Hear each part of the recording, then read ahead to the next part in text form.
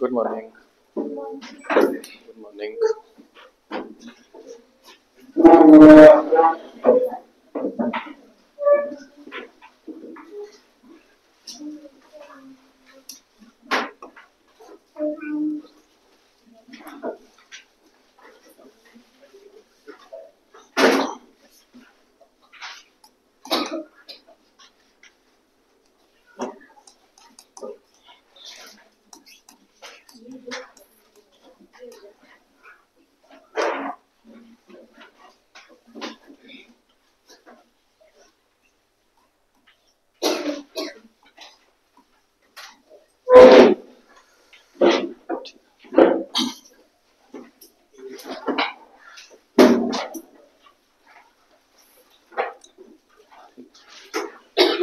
तो हमने अपना अभी फिलहाल जिन बच्चों ने पहले ज्वाइन किया था तो ज्योग्राफी और पॉलिटी ये हमने फिनिश कर लिया अपना, ठीक है। तो next subject which we are going to start is environment and ecology, ठीक। अच्छा, इसका ठीक है, इसका आपका जहां तक टेस्ट हुए थे ना लास्ट, तो अब उसके आगे वाला जो होगा वो संडे को टेस्ट होगा, ठीक है। लास्ट आपने कहाँ तक टेस्ट दिया था? फिजियोग्राफी तक दिया था, physiography of world, physiography of India. तो उसके बाद जो जैसे ड्रेनेज सिस्टम वगैरह वगैरह वाला सारा है ना, क्लाइमेट से पहले पहले वाला, उसका टेस्ट होगा आपका, ठीक है। तो मैं आपको देख के बता दूंगा। तो फिर उसके बाद क्लाइमेट का टेस्ट होगा, और जब क्लाइमेट खत्म हो जाएगा फिर हम एक पूरी ज्योग्राफी का टेस्ट करेंगे, ठीक है। ऐसे ही पॉलिटी का, तो पॉलिटी का सारा हो चुका है, सिलेबस कवर हो गया ना टेस्ट वाला। तो अब इसका आपका ना फुल लेंथ टेस्ट होगा इसका, ठीक है। पूरे सिलेबस का इकट्ठा टेस्ट होगा पॉलिटी का। तो ये आपका नेक्स्ट 2-3 वीक्स में, मतलब हर संडे को एक टेस्ट आप मान के चलना, ठीक है। फिलहाल अभी शुरू करना ज्योग्राफी, ठीक है। ज्योग्राफी का जितना आपने पहले एक टेस्ट दे चुके हो वो वाला, एक टेस्ट हुए, 2 टेस्ट हुए अभी इसके ज्योग्राफी के, एक ही हुआ, ठीक है। दूसरा एक और होगा आपका क्लाइमेट से पहले वाला, और तीसरा होगा क्लाइमेट वाला, ठीक है। यहाँ तक होगा। फिर इसके बाद आपका चौथा टेस्ट होगा जिसमें पूरा सिलेबस एक साथ आ जाएगा, ठीक। जिसमें पूरा सिलेबस एक साथ आ जाएगा including current affairs. Current affair आप जो भी पढ़ते हो डेली बेसिस पे, ठीक है, तो वो भी इसमें इंक्लूड किया जाएगा, ठीक है। और फिर इसके साथ पॉलिटी का आपका जो नेक्स्ट टेस्ट, तो ये आपका टेस्ट जो है ये पैरेलल में चलते रहेंगे। तो फिलहाल नेक्स्ट इंपॉर्टेंट टॉपिक जो है हमारा सिलेबस है, सिलेबस का पार्ट है, that is your environment and ecology. तो एनवायरनमेंट एंड इकोलॉजी हम आज शुरू करते हैं।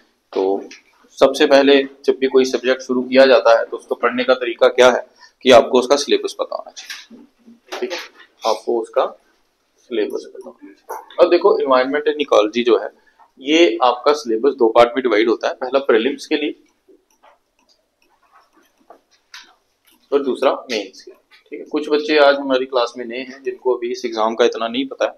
आपने वीडियो देखी थी जो मैंने आपको बोली, देख ली है? चलो, तो शॉर्ट में बता देता हूँ आप तीनों के लिए। ये देखो, इस एग्जाम की जो प्रक्रिया है उसमें आपका सबसे पहले प्रीलिम्स होता है, ठीक है। फिर इसके बाद आपका मेंस होगा, फिर लास्ट में जाके इंटरव्यू होगा। अब इसका प्रीलिम्स और मेंस का जो सिलेबस है ये आपको दिया हुआ है, ठीक है। ये जो आपने पकड़ा हुआ है, इसकी जो पहला पेज है ये वाला, ये है आपका प्रीलिम्स सिलेबस, ठीक है।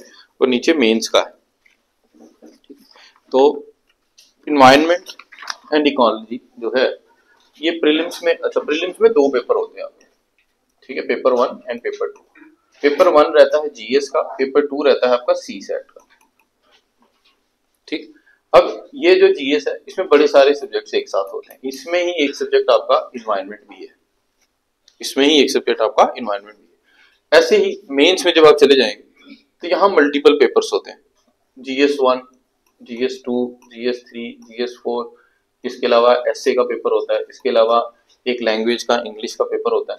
यूपीएससी में तो एक आपको लैंग्वेज भी करनी पड़ती है। तो जैसे जम्मू के लोग जनरली जिनको हिंदी आती है वो हिंदी देते हैं, या फिर उर्दू देते हैं जिनको उर्दू आती है। जम्मू कश्मीर में वो नहीं है, ठीक है। केएस में वो नहीं है, हमें सिर्फ इंग्लिश का पेपर एक देना है, ये क्वालिफाइंग नेचर का होता है। प्लस आपका ऑप्शनल के 2 पेपर होते हैं, 250 नंबर के, 500 नंबर का होता है। ये इंडिविजुअली हर एक पेपर 250 मार्क्स का है। पेपर 1 250, पेपर 2 250, ये सारे 4 के 4 250 कितने हो गए? 1000 नंबर का ये हो गया, 250 नंबर का ये हो गया। ऐसे जो मार्क्स काउंट होने हैं, और 250 के 2 हो गए ऑप्शनल के, तो 500 का ये हो गया, ठीक है। ये टोटल आपका ये सबको कैलकुलेट कर लोगे, इंग्लिश का पेपर वैसे तो 250 नंबर का ही होता है, लेकिन ये सिर्फ पास करने के लिए होता है, इसमें हमें इसके मार्क्स काउंट नहीं होते, ठीक है, आसान होता है, ऐसे वगैरह आता है लिखना। और जब ये आप ये क्वालिफाई कर लोगे तो फिर आपका पर्सनैलिटी बेस्ड टेस्ट होता है इंटरव्यू, ठीक है। अब हम अगर जैसे हमने अभी ज्योग्राफी पढ़ लिया, पॉलिटी पढ़ लिया, तो ज्योग्राफी यहाँ पर भी आता है, ठीक है, और ज्योग्राफी इधर आता है GS1 में,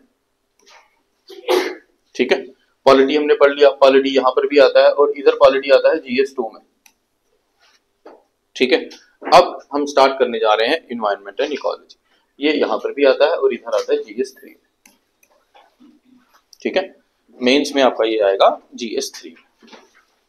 अब सिलेबस देखो, पहले हम देखते हैं सिलेबस कौन सा, प्रीलिम्स वाला। तो प्रीलिम्स के सिलेबस में देखो यहाँ क्या लिखा हुआ, general issues on environmental ecology, biodiversity and climate change, they do not require subject specialisation, ठीक है। इस लाइन को तो इग्नोर ही कर देना, ये तो आपको ऐसे ही छलावे में डालने के लिए बोलता है, do not require subject specialisation, लेकिन बिना स्पेशलाइजेशन के आप कैसे नंबर लोगे, ठीक है, तो पढ़ना पड़ता है, ठीक है।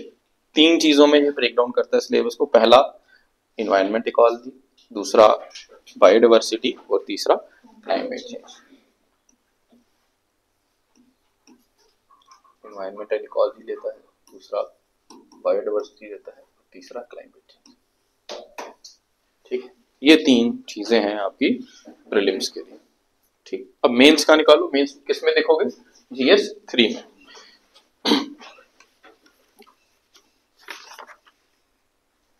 GS3 चले जाओ, पेपर 4 GS3, ये यहाँ, ठीक है, पेपर 4 होगा ऐसे GS3 होगा, क्योंकि पेपर 1 ऐसे आ जाता है। तो चले जाओ GS3 गए, देखो वहां क्या क्या लिखा है। GS3 का ओवरऑल सिलेबस क्या है, technology, economic development, biodiversity, environment, security and disaster management. ये कोई 5-6 टॉपिक के राउंड रहते हैं जो इकट्ठे मिलके किस में आते हैं, GS3, ठीक है। हमने इसमें से कौन सा वाला देखना है, एनवायरनमेंट वाला, तो हम हमारे रिस्पेक्ट में इस सब्जेक्ट से रिलेटेड कौन सा है, बायोडाइवर्सिटी और एनवायरनमेंट, ये 2 जो दिखे हुए यहाँ पे, ठीक है। अब नीचे आओ, सिलेबस में देखते हैं कि ये कहां पर है। तो आप नीचे आ जाइए, इसमें आपको दिखेगा लास्ट लाइन, देखो, conservation, environmental pollution and degradation, environmental impact assessment, ठीक है, एक तो ये है। फिर नेक्स्ट में डिजास्टर एंड डिजास्टर मैनेजमेंट, इससे आप लिंक कर भी सकते हो, नहीं भी कर सकते हो, कोई ऐसा है नहीं, ठीक है। तो ये जो लास्ट लाइन इसकी आपको दिख रही है, ये डील करती है आपकी एनवायरमेंट से, ठीक है। लास्ट लाइन जो आपको दिख रही है, conservation, environmental pollution and degradation, environmental impact assessment, ठीक। ये आपका यहां से किस में आ जाता है, बायोडाइवर्सिटी और एनवायरमेंट से रिलेटेड, जो आपका GS3 का पार्ट है, ठीक है। अब एक चीज इसमें देखने वाली है कि वैसे तो सिलेबस इन्होंने प्रीलिम्स का अलग और मेंस का अलग दिया हुआ है, लेकिन एग्जामिनर डालते वक्त डिफरेंशिएट नहीं करता, एग्जामिनर पेपर डालते वक्त डिफरेंशिएट नहीं करता है, ठीक है। ये नहीं सोचना कि वो मेंस में लिखा है तो प्री में नहीं आएगा, या प्री में लिखा है तो मेंस में नहीं आएगा।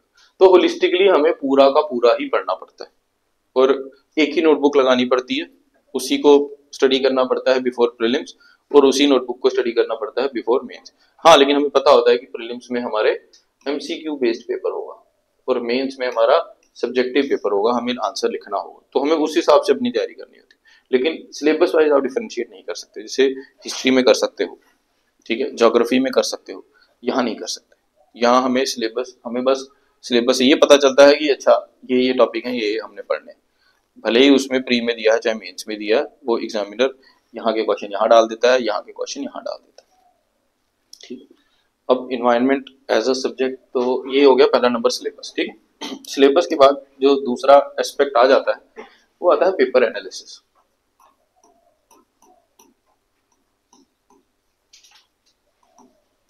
पेपर एनालिसिस यानी कि ट्रेंड, कि इस एग्जाम का पिछले 4-5 साल में क्या ट्रेंड है, कितने क्वेश्चंस आते हैं। इन्वायरमेंट का ज्यादा रोल जो रहता है वो मतलब मेंस में तो रहता ही रहता है, लेकिन प्रीलिम्स में इसका मेजर रोल रहता है। क्यों, देखो प्रीलिम्स जो रहता है ना, तो बड़ा वोलेटाइल नेचर का है, कुछ पता नहीं होता कि कहाँ से आ जाए। सिलेबस ये तो सिर्फ सिलेबस आपको देखने के लिए दिया होता है, लेकिन ऐसा है कि जो भी चीजें डेली न्यूज में आ रही हैं that is somehow part of your syllabus, कहीं ना कहीं से वो इंटरलिंक हो ही जाता है। तो अब हमें अगर प्रीलिम्स का पेपर पास करना है और सिलेबस इतना ज्यादा वाइड है कि हम उसको मतलब कंट्रोल में ला ही नहीं सकते, तो फिर हमें थोड़ा सा स्ट्रेटेजिक उस पर काम करना पड़ता है। उसका मतलब क्या कि कुछ सब्जेक्ट्स ऐसे हैं जो छोटे सब्जेक्ट्स हैं जो मैनेज किए जा सकते हैं, उनको अच्छे से पढ़ लेना चाहिए। ठीक है। दूसरा, यूपीएससी जो प्रीलिम्स का एग्जाम देती है ना, ये एक और पेपर होता है आईएफएस का, इंडियन फॉरेस्ट सर्वे, इनका भी प्रीलिम सेम ही होता है। तो आप चाहे आईएफएस का फॉर्म भरो चाहे ना भरो, लेकिन जो आईएफएस का फॉर्म भर रहे हैं उन्होंने भी यही वाला प्रीलिम्स देना है। अब आईएफएस में तो मेजॉरिटी सिलेबस रहता है एनवायरनमेंट एंड इकोलॉजी का। ठीक है। जो लोग आईएफएस का पेपर देते हैं तो उसमें ज्यादा कंपोनेंट, ज्यादा वेटेज इसको दी जाती है एनवायरनमेंट को, क्योंकि फॉरेस्ट से डील करता है। अब अगर एक ही कॉमन पेपर रखना है दोनों के लिए, तो फिर इस पेपर में एनवायरनमेंट की वेटेज तो बढ़ानी पड़ेगी, क्योंकि आईएफएस वालों को भी तो सिलेक्ट करना है सेम ही पेपर से। तो इसलिए एनवायरनमेंट का बहुत मेजर रोल हो जाता है, सबसे ज्यादा क्वेश्चन एनवायरनमेंट के आते हैं। ठीक है। क्योंकि आईएफएस वालों का भी सेम ही पेपर है और उनका सिलेबस में एनवायरनमेंट को ज्यादा रोल दिया जाता है, और एक ही पेपर से दोनों को सिलेक्ट करना है, चाहे आप आईएफएस में जा रहे हो चाहे नहीं जा रहे हो। तो जो नहीं जा रहे हैं उनको भी ये वाला पेपर देना है, और जो जा रहे हैं उनको भी, मेंस उनका अलग होगा, प्रीलिम्स की बात कर रहा हूं मैं। तो इसलिए प्रीलिम्स में ओवरलैप सबसे ज्यादा होता है एनवायरनमेंट एंड इकोलॉजी। ठीक है। अभी मैं आपको एक ग्राफ दिखाऊंगा जिसमें सबसे ज्यादा क्वेश्चन तो करंट अफेयर से आते हैं, लेकिन सेकंड नंबर पे एनवायरनमेंट। ऑन एन एवरेज अगर लेके चलो तो 20 से 25 क्वेश्चन हर साल जो है वो एनवायरनमेंट एंड इकोलॉजी से आ रहे हैं। ठीक है। 20 से 25 क्वेश्चन जो है वो हर साल ऑन एन एवरेज, अगर पिछले 10 साल का ट्रेंड देख लिया जाए तो वो कहां से आ रहे हैं, एनवायरनमेंट एंड इकोलॉजी से। अब 20 क्वेश्चन है, ये कितने नंबर बन गए, 20 25, तो 25 इंटू 2 कर लो, 50 मार्क्स आपको एक सब्जेक्ट दे सकता है। मैं ये नहीं बोल रहा हूँ कि आपके 50 के 50 ठीक, मतलब 25 के 25 ठीक हो जाएंगे, लेकिन ये आपको अपॉर्चुनिटी दे रहा है कि अगर आप इतना सा पढ़ लो तो आप इतने क्वेश्चन अटेम्प्ट कर सकते हो। एक होता है ना लास्ट में हमें कहीं ना कहीं तो करना पड़ता है, या तो हम हिस्ट्री पढ़ें, लास्ट में होता है ना जैसे 1 महीना रह गया तो अब आपके पास टाइम कम है, आप सोचते हो मैं हिस्ट्री पढ़ लूं या एनवायरनमेंट पढ़ लूं। तो हिस्ट्री, जितनी हिस्ट्री में क्या है, पहले एंशिएंट आएगा, फिर मिडीवल आएगा, फिर मॉडर्न आएगा, ठीक है, फिर पोस्ट इंडिपेंडेंस आएगा, फिर वर्ल्ड हिस्ट्री आएगा, फिर आर्ट एंड कल्चर आएगा। ये जितने एक एक है ना, इन सबसे कहीं छोटा एनवायरनमेंट है। मतलब अगर आप पूरी एंशिएंट हिस्ट्री पढ़ रहे हो उससे छोटा एनवायरनमेंट, वो आप मॉडर्न हिस्ट्री पढ़ रहे हो उससे छोटा एनवायरनमेंट। तो 1 2 3 4 5 6, ये खुद में 6 सब्जेक्ट्स हैं, और ऐसा एक क्या है, एनवायरनमेंट। तो एनवायरनमेंट पढ़ के हमें बड़ा ज्यादा क्या मिल जाता है, एक एज मिल जाती है। ठीक। इन 25 में से अगर आपके 18 क्वेश्चन भी ठीक होते हैं ना, तो आप 36 मार्क्स लेके काफी एज ले सकते हो बाकी बच्चों से। बेसिकली ये क्वालिफाइंग नेचर का ही होता है। ठीक, ये क्वालिफाइंग नेचर का ही होता है। तो इन्वायरमेंट बहुत अच्छे से पढ़नी पड़ती है। और इन्वायरमेंट में मार्क्स कैसे आते हैं, इन्वायरमेंट में मार्क्स आते हैं कि आपको पहला नंबर कंसेप्ट पता होने चाहिए सारे। ठीक है, कंसेप्ट पता होने चाहिए सारे, जो हम अभी पढ़ना स्टार्ट करेंगे। और दूसरा, इनको आपने करंट अफेयर से बड़ा ज्यादा रिलेट करना है। इसका पेपर जो है वो हाईली करंट अफेयर ओरिएंटेड होता है। इसका जो एग्जाम है वो हाईली क्या रहेगा, करंट अफेयर ओरिएंटेड। उसका ये मतलब बिल्कुल भी नहीं है कि सिर्फ करंट अफेयर पढ़ के पेपर निकाल लोगे ना, सिर्फ करंट अफेयर पढ़ के समझ नहीं आता। ठीक है, अगर हमें स्टैटिक आता है फिर हमें करंट अफेयर सिर्फ हेल्प करेगा पता लगाने में कि मुझे कौन सा स्टैटिक वाला पार्ट है जिसको ज्यादा वेटेज देनी है। ठीक है, इसमें अभी हम चीजें देखेंगे ना, इसके सिलेबस को और माइक्रो लेवल पे जाके देखेंगे, वो भी मैं आपको दिखाऊंगा। जैसे इसमें डिफरेंट चीजें आ जाती हैं, जैसे कुछ इंपॉर्टेंट चीजें मैं आपको बताता हूँ। जैसे आपका इसमें आता है स्पीशीज इन न्यूज। ठीक है, इंपॉर्टेंट स्पीशीज इन न्यूज, तो उसमें फ्लोरा फोना दोनों आ जाते हैं। जैसे मान लीजिए न्यूज में आया कि ऑलिव रिडले टर्टल्स जो हैं उनकी पॉपुलेशन कम हो रही है। ठीक है, न्यूज में आया कि टाइगर की पॉपुलेशन कम हो रही है, एलिफेंट्स की पॉपुलेशन कम हो रही है। तो जिसकी भी पॉपुलेशन कम होगी तो वो क्या बन जाएगा, वो हमारे लिए इंपॉर्टेंट स्पीशी बन जाएगा, प्रिजर्वेशन के लिए, कंजर्वेशन के लिए। तो फिर हम क्या करते हैं कि उसको कैटेगराइज करा देते हैं किसी एक शेड्यूल में। ये हम अभी इतना स्ट्रेस मत लेना, अपने माइंड में सिर्फ ये समझो कि हमें उसकी प्रोटेक्शन के लिए कुछ करना है, हमें उसको बचाना है, उसकी पॉपुलेशन को ग्रो करवाना है, ठीक है। उसके लिए फिर क्या है, डिफरेंट डिफरेंट बॉडीज पड़ी हैं, डिफरेंट डिफरेंट लॉज हैं, जिन लॉज के अंदर हम क्या करते हैं कि ठीक है, अगर टाइगर की पॉपुलेशन कम हो रही है तो हम टाइगर को एक ऐसी स्पीशी बना देते हैं, एंडेंजर्ड स्पीशी में उसको कैटेगराइज कर देते हैं कि कल को अगर कोई पाया गया टाइगर को हार्म करता हुआ तो उसकी बड़ी खतरनाक सजा होगी। तो फिर कहीं पोचर्स वगैरह जो होते हैं तो उनको डर बैठेगा माइंड में, ठीक है।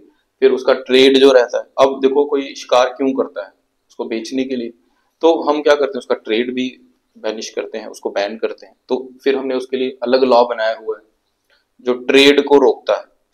एंडेंजर्ड स्पीशीज अगर कोई मिल गया एक जगह से दूसरी जगह सप्लाई करते तो उसको भी सजा होती है, खरीदने वाले को भी सजा होती है। अगर कोई किसी के घर से पाया गया ये इसकी कोई भी किसी तरीके की कोई चीज, इसकी बॉडी पार्ट, उसको भी सजा होती है।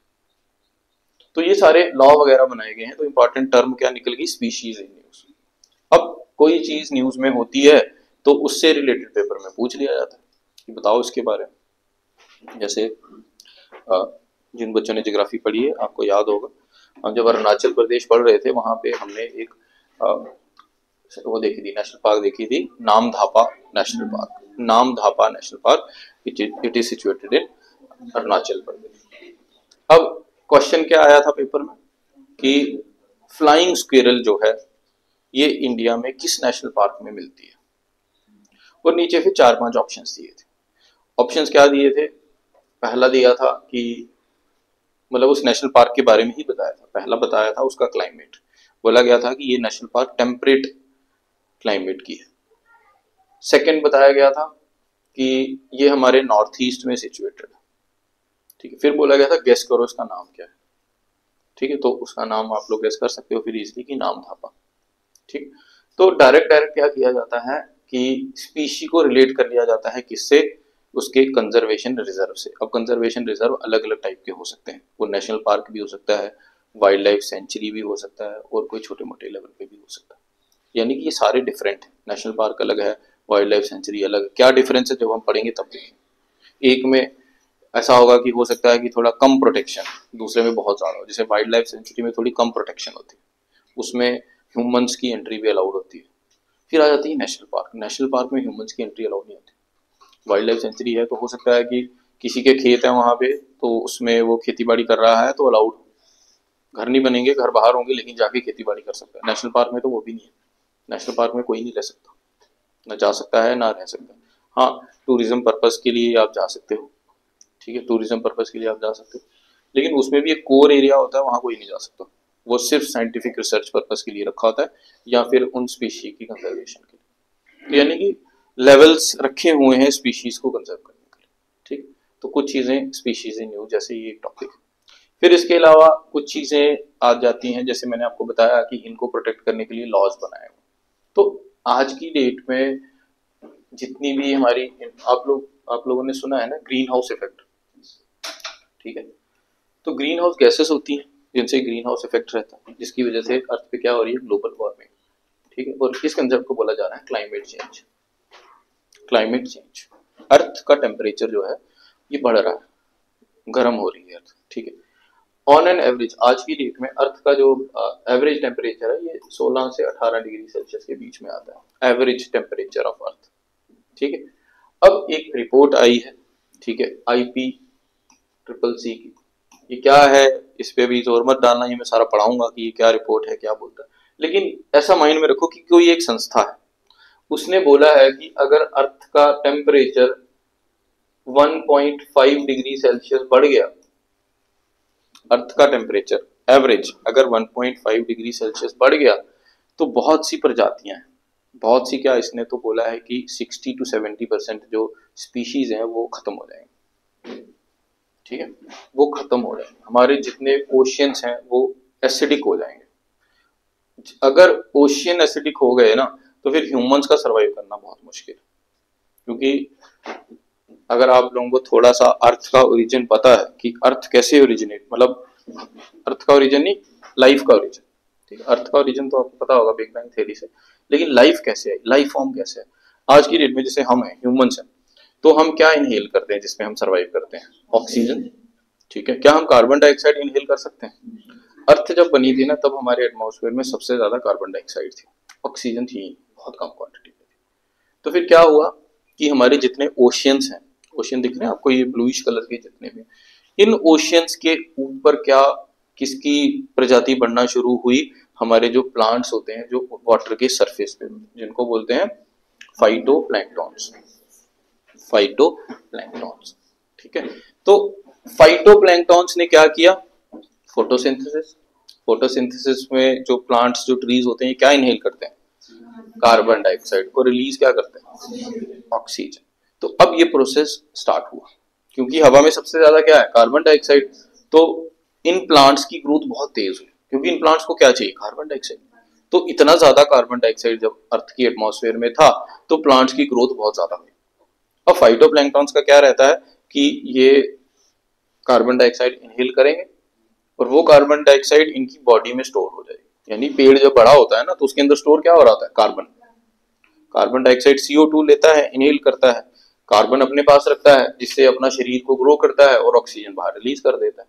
तो खुद इसकी बॉडी में क्या एक्युमुलेट हो रहा है? कार्बन। तो अगर कार्बन एक्युमुलेट होता जाएगा तो इसका साइज क्या होता जाएगा? बड़ा बड़ा बड़ा बड़ा बड़ा। ठीक, अब एक टाइम पीरियड आएगा, इसकी डेथ हो जाएगी। जैसे इसकी डेथ होगी सरफेस पे, तो अब डेथ के बाद ये कहां जाएगा? नीचे। तो ये नीचे चला जाएगा, और नए इसके जो सीड्स होंगे, उनसे जो नए बच्चे पैदा हुए होंगे, वो अब सरफेस पे आ जाएंगे। तो दोबारा से प्रोसेस स्टार्ट हो जाएगा। अब सरफेस पे क्या स्टार्ट हो जाएगी? फोटोसिंथेसिस। आ जाओ। अब सरफेस पे क्या दोबारा से स्टार्ट होगी? फोटोसिंथेसिस। दोबारा से वो कार्बन डाइऑक्साइड इनहेल करेंगे, कार्बन से अपनी बॉडी को बढ़ाएंगे, और ऑक्सीजन बाहर रिलीज कर देंगे। ऑक्सीजन जा कहां रही है? एटमॉस्फेयर में आ रही है, और कार्बन उसकी बॉडी में। दोबारा उसकी डेथ होगी तो वो कहां जाएगा? नीचे।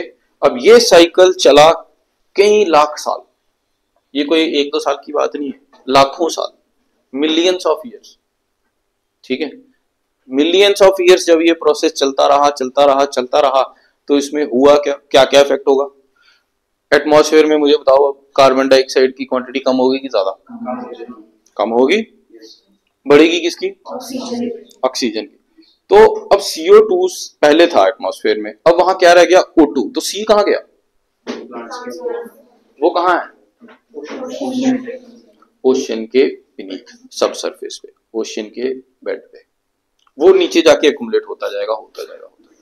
ठीक है, और भी उसमें वो जो प्लांट्स थे छोटे मोटे, वो जो वैसी स्पीशीज थी जो पानी में रह रही थी, उनको फूड प्रोवाइड कर रहे थे।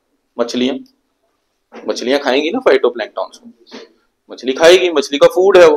तो मछली खा रही है, तो मतलब मछली भी ग्रो कर रही है। जब मछली ग्रो कर रही है, मछली की डेथ हो रही है, वो भी नीचे जाके एक्युमुलेट हो रही है। तो जितने सेडिमेंट्स हैं, ओशन के सेडिमेंट्स, उन पे हमें क्या क्या मिलेगा? इन सबके डेड रिमेन्स, प्लांट्स के भी, और जो मतलब सी क्रिएचर्स थे, चाहे वो फिश हो, चाहे जो भी चीज हो, उन सबके हमें अवशेष कहाँ मिलेंगे? उसके बेड पे। और वो एक के ऊपर ऐसे ऐसे तबते जाएंगे। तो जो चीज नीचे जाएगी, क्या उसको ऑक्सीजन मिलेगी? नीचे नहीं मिलेगी। तो जब ऑक्सीजन नहीं मिलेगी, तो वहां पर होगी कौन सी रेस्पिरेशन? एनारोबिक या एरोबिक? एनारोबिक। ठीक है, जिसमें ऑक्सीजन नहीं है। कई हजार सालों, कई लाखों सालों के बाद वो तब्दील हो जाता है इनटू फॉसिल फ्यूल। वो तब्दील किसमें हो जाता है? Fossil fuel. ठीक है, अब ऊपर क्या दशा होगी? लैंड पे क्या दशा होगी? एटमॉस्फेयर पे, जैसे हम लोग यहाँ रह रहे, तो इधर किसकी क्वांटिटी बढ़ गई? तो कई लाख साल लगे इन फाइटोप्लैंक्टॉन्स को क्या करने में? फोटोसिंथेसिस करके पूरी एटमॉस्फेयर का लेवल चेंज करने में। जब तक कार्बन डाइऑक्साइड थी, तब तक क्या हमारा एग्जिस्टेंस पॉसिबल था? बिल्कुल भी नहीं। लेकिन जब ये तब्दीली हो गई, ठीक है, तो अब ऑक्सीजन आ गई, तो ऑक्सीजन से फिर वैसी लाइफ बनी जो कि एरोबिक रेस्पिरेशन करती है, हमारे जैसे। ठीक है, फिर लाइफ फॉर्म पहले छोटे लेवल पे बने, फिर धीरे धीरे हमारे जैसे बने। लेकिन अगर हम आज की बात करें, ठीक है, तो अगर हम आज की बात करें, तो हमारे आसपास ज्यादा क्वांटिटी में क्या है? ऑक्सीजन। ठीक है, लेकिन इतने साल लगे थे नेचर को ये पूरा बैलेंस क्रिएट करने में, अर्थ पे। ठीक है, अब इंसान हो गया शैतान। इंसान ने क्या किया? अब माइंड में उस कार्बन को राक्षस जैसे समझो। अगर कल को मुझे मौका मिले इस पे मूवी बनाने का, तो मैं, जैसे पुराने जमाने में जैसे रामायण महाभारत आती थी, तो उसमें दैत्य बनाए होते थे, राक्षस बनाए होते थे, तो मैं वैसा ही कार्बन का एक राक्षस बनाऊं, क्योंकि वो सिंबॉलिक होता है ना आपको समझाने के लिए। तो कार्बन एक ऐसा राक्षस था जिसको मान लो कि किसी भगवान ने मार के दफना दिया जमीन के नीचे। अब जमीन के नीचे वो मरा नहीं, अगर कल को आप उसको बाहर निकाल दो तो वो आपकी इच्छा तो सारी पूरी करेगा, लेकिन आपके ऊपर हावी होगा जब वो आपको धीरे धीरे धीरे आपका अपना आदी बनाएगा। और जिस दिन आप उसके आदी बन गए, और पहले एक बना फिर दूसरा तीसरा, जब आप सब आदी बन गए, फिर वो जब बाहर आएगा तो बाहर ऑक्सीजन वो खुद कंज्यूम कर जाएगा, तो आपको पीछे वो कार्बन जो बचेगी उसमें क्या आप सरवाइव कर पाओगे? नहीं। तो वही हो रहा है, हमने सब सरफेस क्या कर दिया, ये जो नीचे से फोसिल फ्यूल जितना भी है, क्रूड ऑयल वगैरह वगैरह, हम इसको एक्सट्रैक्ट कर रहे हैं, बाहर ला रहे हैं। तो वो उस राक्षस को, कार्बन के राक्षस को हम बाहर ले आए कहाँ? सरफेस पे। अब हम इसको अपनी गाड़ियों में डाल रहे हैं, मतलब आदी हो रहे हैं ना, हम अपनी गाड़ियों में ट्रेवल करते हैं, हमारे जितनी बिजली चल रही है, ये सारे पंखे चल रहे हैं, एसी की हवा खा रहे हैं हम एकदम अच्छे से, तो वो क्या रिलीज हो रहा है उससे? कार्बन। तो कई हजार साल नेचर को लगे थे कि हवा की कार्बन डाइऑक्साइड को एब्जॉर्ब करके कहाँ पहुंचाना? नीचे। जिस प्रोसेस को क्या बोलते हैं? सीक्वेस्ट्रेशन। घबराना नहीं, समझ आता है, ठीक है, अदरवाइज मैं ये कराऊंगा जब हम लिखेंगे। लेकिन कार्बन को हवा से निकाल के कहीं स्टोर करना, उस प्रोसेस को बोलते हैं सीक्वेस्ट्रेशन। प्लांट्स, जैसे ये बाहर आम का पेड़ है, तो ये सांस ले रहा है, तो ये कार्बन डाइऑक्साइड इनहेल कर रहा है और रिलीज क्या कर रहा है? ऑक्सीजन। कार्बन कहाँ जा रही है? इसकी बॉडी में। तो वो कार्बन इसने अपने अंदर, मतलब हवा से तो गायब कर दी ना, अपने अंदर सिक्वेस्ट कर दी। उस प्रोसेस को क्या बोलते हैं? सिक्वेस्ट्रेशन। तो अब चाहे प्लांट अपने अंदर ले, कल को ये प्लांट मर गया, लेकिन लकड़ी तो रहेगी। इस लकड़ी को अगर जमीन के नीचे दफना दो तो कार्बन दफना गया ना, ठीक है। जब तक उस लकड़ी को हम जलाएंगे नहीं, मान लो ये पेड़ मर गया, लकड़ी आ गई, अब कल को आप इसका फायरवुड इस्तेमाल कर रहे हो, इसको जलाया, जैसे ही आप इसको जलाओगे ये ऑक्सीजन के साथ रिएक्ट करके कार्बन डाइऑक्साइड बना के दोबारा चला जाएगा, ठीक है। जब तक जलाओगे नहीं तब तक सिक्वेस्टेड फॉर्म में पड़ा रहेगा। सिक्वेस्टेड फॉर्म में ही अच्छा है हमारे लिए, ठीक है। अब जैसे जैसे ये ऑक्सीजन में हम ज्यादा से ज्यादा क्या रिलीज कर रहे हैं? कार्बन। कार्बन एक ग्रीन हाउस गैस, ठीक है। ये क्या करती है? ये एटमॉस्फेयर में जाती है और हमारी पृथ्वी को गर्म करती है। दूसरा, कंसंट्रेशन चेंज करती है, ऊपर ज्यादा कार्बन डाइऑक्साइड आ जाएगी तो ऑक्सीजन की क्वांटिटी क्या हो जाएगी? कम। तो क्या हम सरवाइव कर पाएंगे? नहीं। तो इतने सालों में जो नेचर ने खुद, ठीक है, नेचर को तो कई लाख साल लगे, हमने कितनी जल्दी कर लिया है। ये स्टीम इंजन कब आया? Early 18th century. Steam engine जिसको हम लोग बोलते हैं इंडस्ट्रियल रेवोल्यूशन जब आया, ये तो अर्ली 18th सेंचुरी की बात है। तो अभी कौन सी सेंचुरी चल रही? 21st। तो 18, 19, 20, 21, 4 सेंचुरियों के बाद 400 साल, 300-400 साल। तो 300-400 साल में हमने पूरा रिवर्स कर दिया जो कई लाख साल लगे थे नेचर को खुद से ठीक करने में। तो अगर ऐसा ही चलता रहा तो अगले 100 सालों में तो हम तो कुछ का कुछ ही कर देंगे, फिर हमें मार्स पे जाके सेटल होना पड़ेगा, पृथ्वी पे हम नहीं रह पाएंगे, ठीक। तो ये इतनी गड़बड़ हो रही है, ये समझा रहा है, ये अब हमें खुद तो दिखता ही है, लेकिन ठीक है। अब आईपीसीसी क्या है? ये क्या है? एक बड़े सारे देशों ने मिलके एक कमेटी बनाई हुई है, ठीक है। और वो ये इंटर गवर्नमेंटल पैनल है on climate change and conservation. वो क्या करते हैं? वो बोलते हैं, वो समझाते हैं कि भाई अगर तुम ऐसे करते रहे और पृथ्वी का टेम्परेचर तो बढ़ रहा है, क्योंकि कार्बन अगर बाहर आएगा तो ये ग्रीन हाउस गैस है, ये टेम्परेचर बढ़ाएगा। तो जैसे ही ये ऑक्सीजन से रिएक्ट करके कार्बन डाइऑक्साइड बनाएगा, क्योंकि कार्बन अब हम डायरेक्ट इस्तेमाल नहीं करते, कार्बन को हम फ्यूल की तरह जलाते हैं, तो वो ऑक्सीजन से रिएक्ट करके क्या बना देता है? Carbon dioxide. तो कार्बन डाइऑक्साइड है हमारी ग्रीन हाउस गैस। तो कार्बन डाइऑक्साइड अगर पृथ्वी में ज्यादा कंसेंट्रेशन इसकी होगी तो टेम्परेचर बढ़ेगा। टेम्परेचर अगर बढ़ गया, अभी बढ़ रहा है already 1 degree on an average, जब से इंडस्ट्रियल रेवोल्यूशन स्टार्ट हुआ है 1 डिग्री ऑलरेडी बढ़ चुका है। अब उन्होंने बोला है कि 1.5 डिग्री और अगर बढ़ गया हमें रोकना है 21st सेंचुरी, मतलब 2100 ईयर जो आएगा, जैसे भी 2023 चल रहा है, इसने बोला है 2100 तक हमें कंट्रोल करके रखना है कि हम 1.5 डिग्री से ज्यादा ना बढ़ने दें। अगर बढ़ गया तो 60-70% जो स्पीशी है वो खत्म हो जाएंगी। कोस्टल जितनी भी इलाके आपको दिखते हैं, जैसे जम्मू कश्मीर वगैरह, जम्मू कश्मीर नहीं, तमिलनाडु वगैरह वगैरह, ये सारे खत्म हो जाएंगे। क्यों? क्योंकि अगर गर्मी होगी तो क्या होगा? आपके जितने ग्लेशियर्स हैं ये क्या कर जाएंगे? मेल्ट कर जाएंगे। तो ग्लेशियर मेल्टिंग से क्या होगा? पानी कहाँ जाएगा? समुद्र में। तो समुद्र का लेवल क्या होगा? राइज करेगा। तो जैसे ही सी लेवल राइज करेगा तो कोस्टल जितनी भी चीजें हैं वो उनका क्या होगा? वो डूब जाएगा, ठीक है। कोस्टल इलाके डूब जाएंगे। इसीलिए ये सोची समझी रणनीति थी जम्मू कश्मीर को बाइफरकेट कराना इनटू जम्मू कश्मीर एंड लद्दाख। क्यों? क्योंकि at that time Ladakh will be most suited place रहने के लिए। लद्दाख ग्लोबल वार्मिंग से जो चीजें अभी हो रही हैं ना पूरे वर्ल्ड में। हाय, हाँ जी जी, आ जाओ, यू आर लेट बट आ जाओ। दरवाजा थोड़ा बंद कर दो, आराम से कर दो, फिर बैठ जाओ। कोई कॉपी पेंसिल लाए हो? अच्छा दे दे यार, इसको पेज दे दो, साथ वाले देना, भी पेज दे दो उसको, पेज ले लो इनसे, हाथ एक पेज दे दो, लाए हो? चलो ठीक है। तो गर्मी बढ़ेगी, लद्दाख आज की डेट में कैसा है? ठंडा है, ड्राई है, एकदम ड्राई है, कोल्ड है। लद्दाख में जो डेजर्ट भी है वो कोल्ड डेजर्ट है, वो एकदम फ्लैट एरिया है। ठीक है, आने वाले टाइम पे जो बंदा लद्दाख में प्लॉट काटेगा वो सबसे अमीर होगा, सबसे अमीर वही होगा। अगर आपके पास पैसा है थोड़ा बहुत तो इन्वेस्ट करो कहाँ? इन लद्दाख। अब आई डोंट नो कि हम परचेज कर जम्मू कश्मीर वाले परचेज कर सकते हैं शायद लद्दाख में, कि नहीं कर सकते।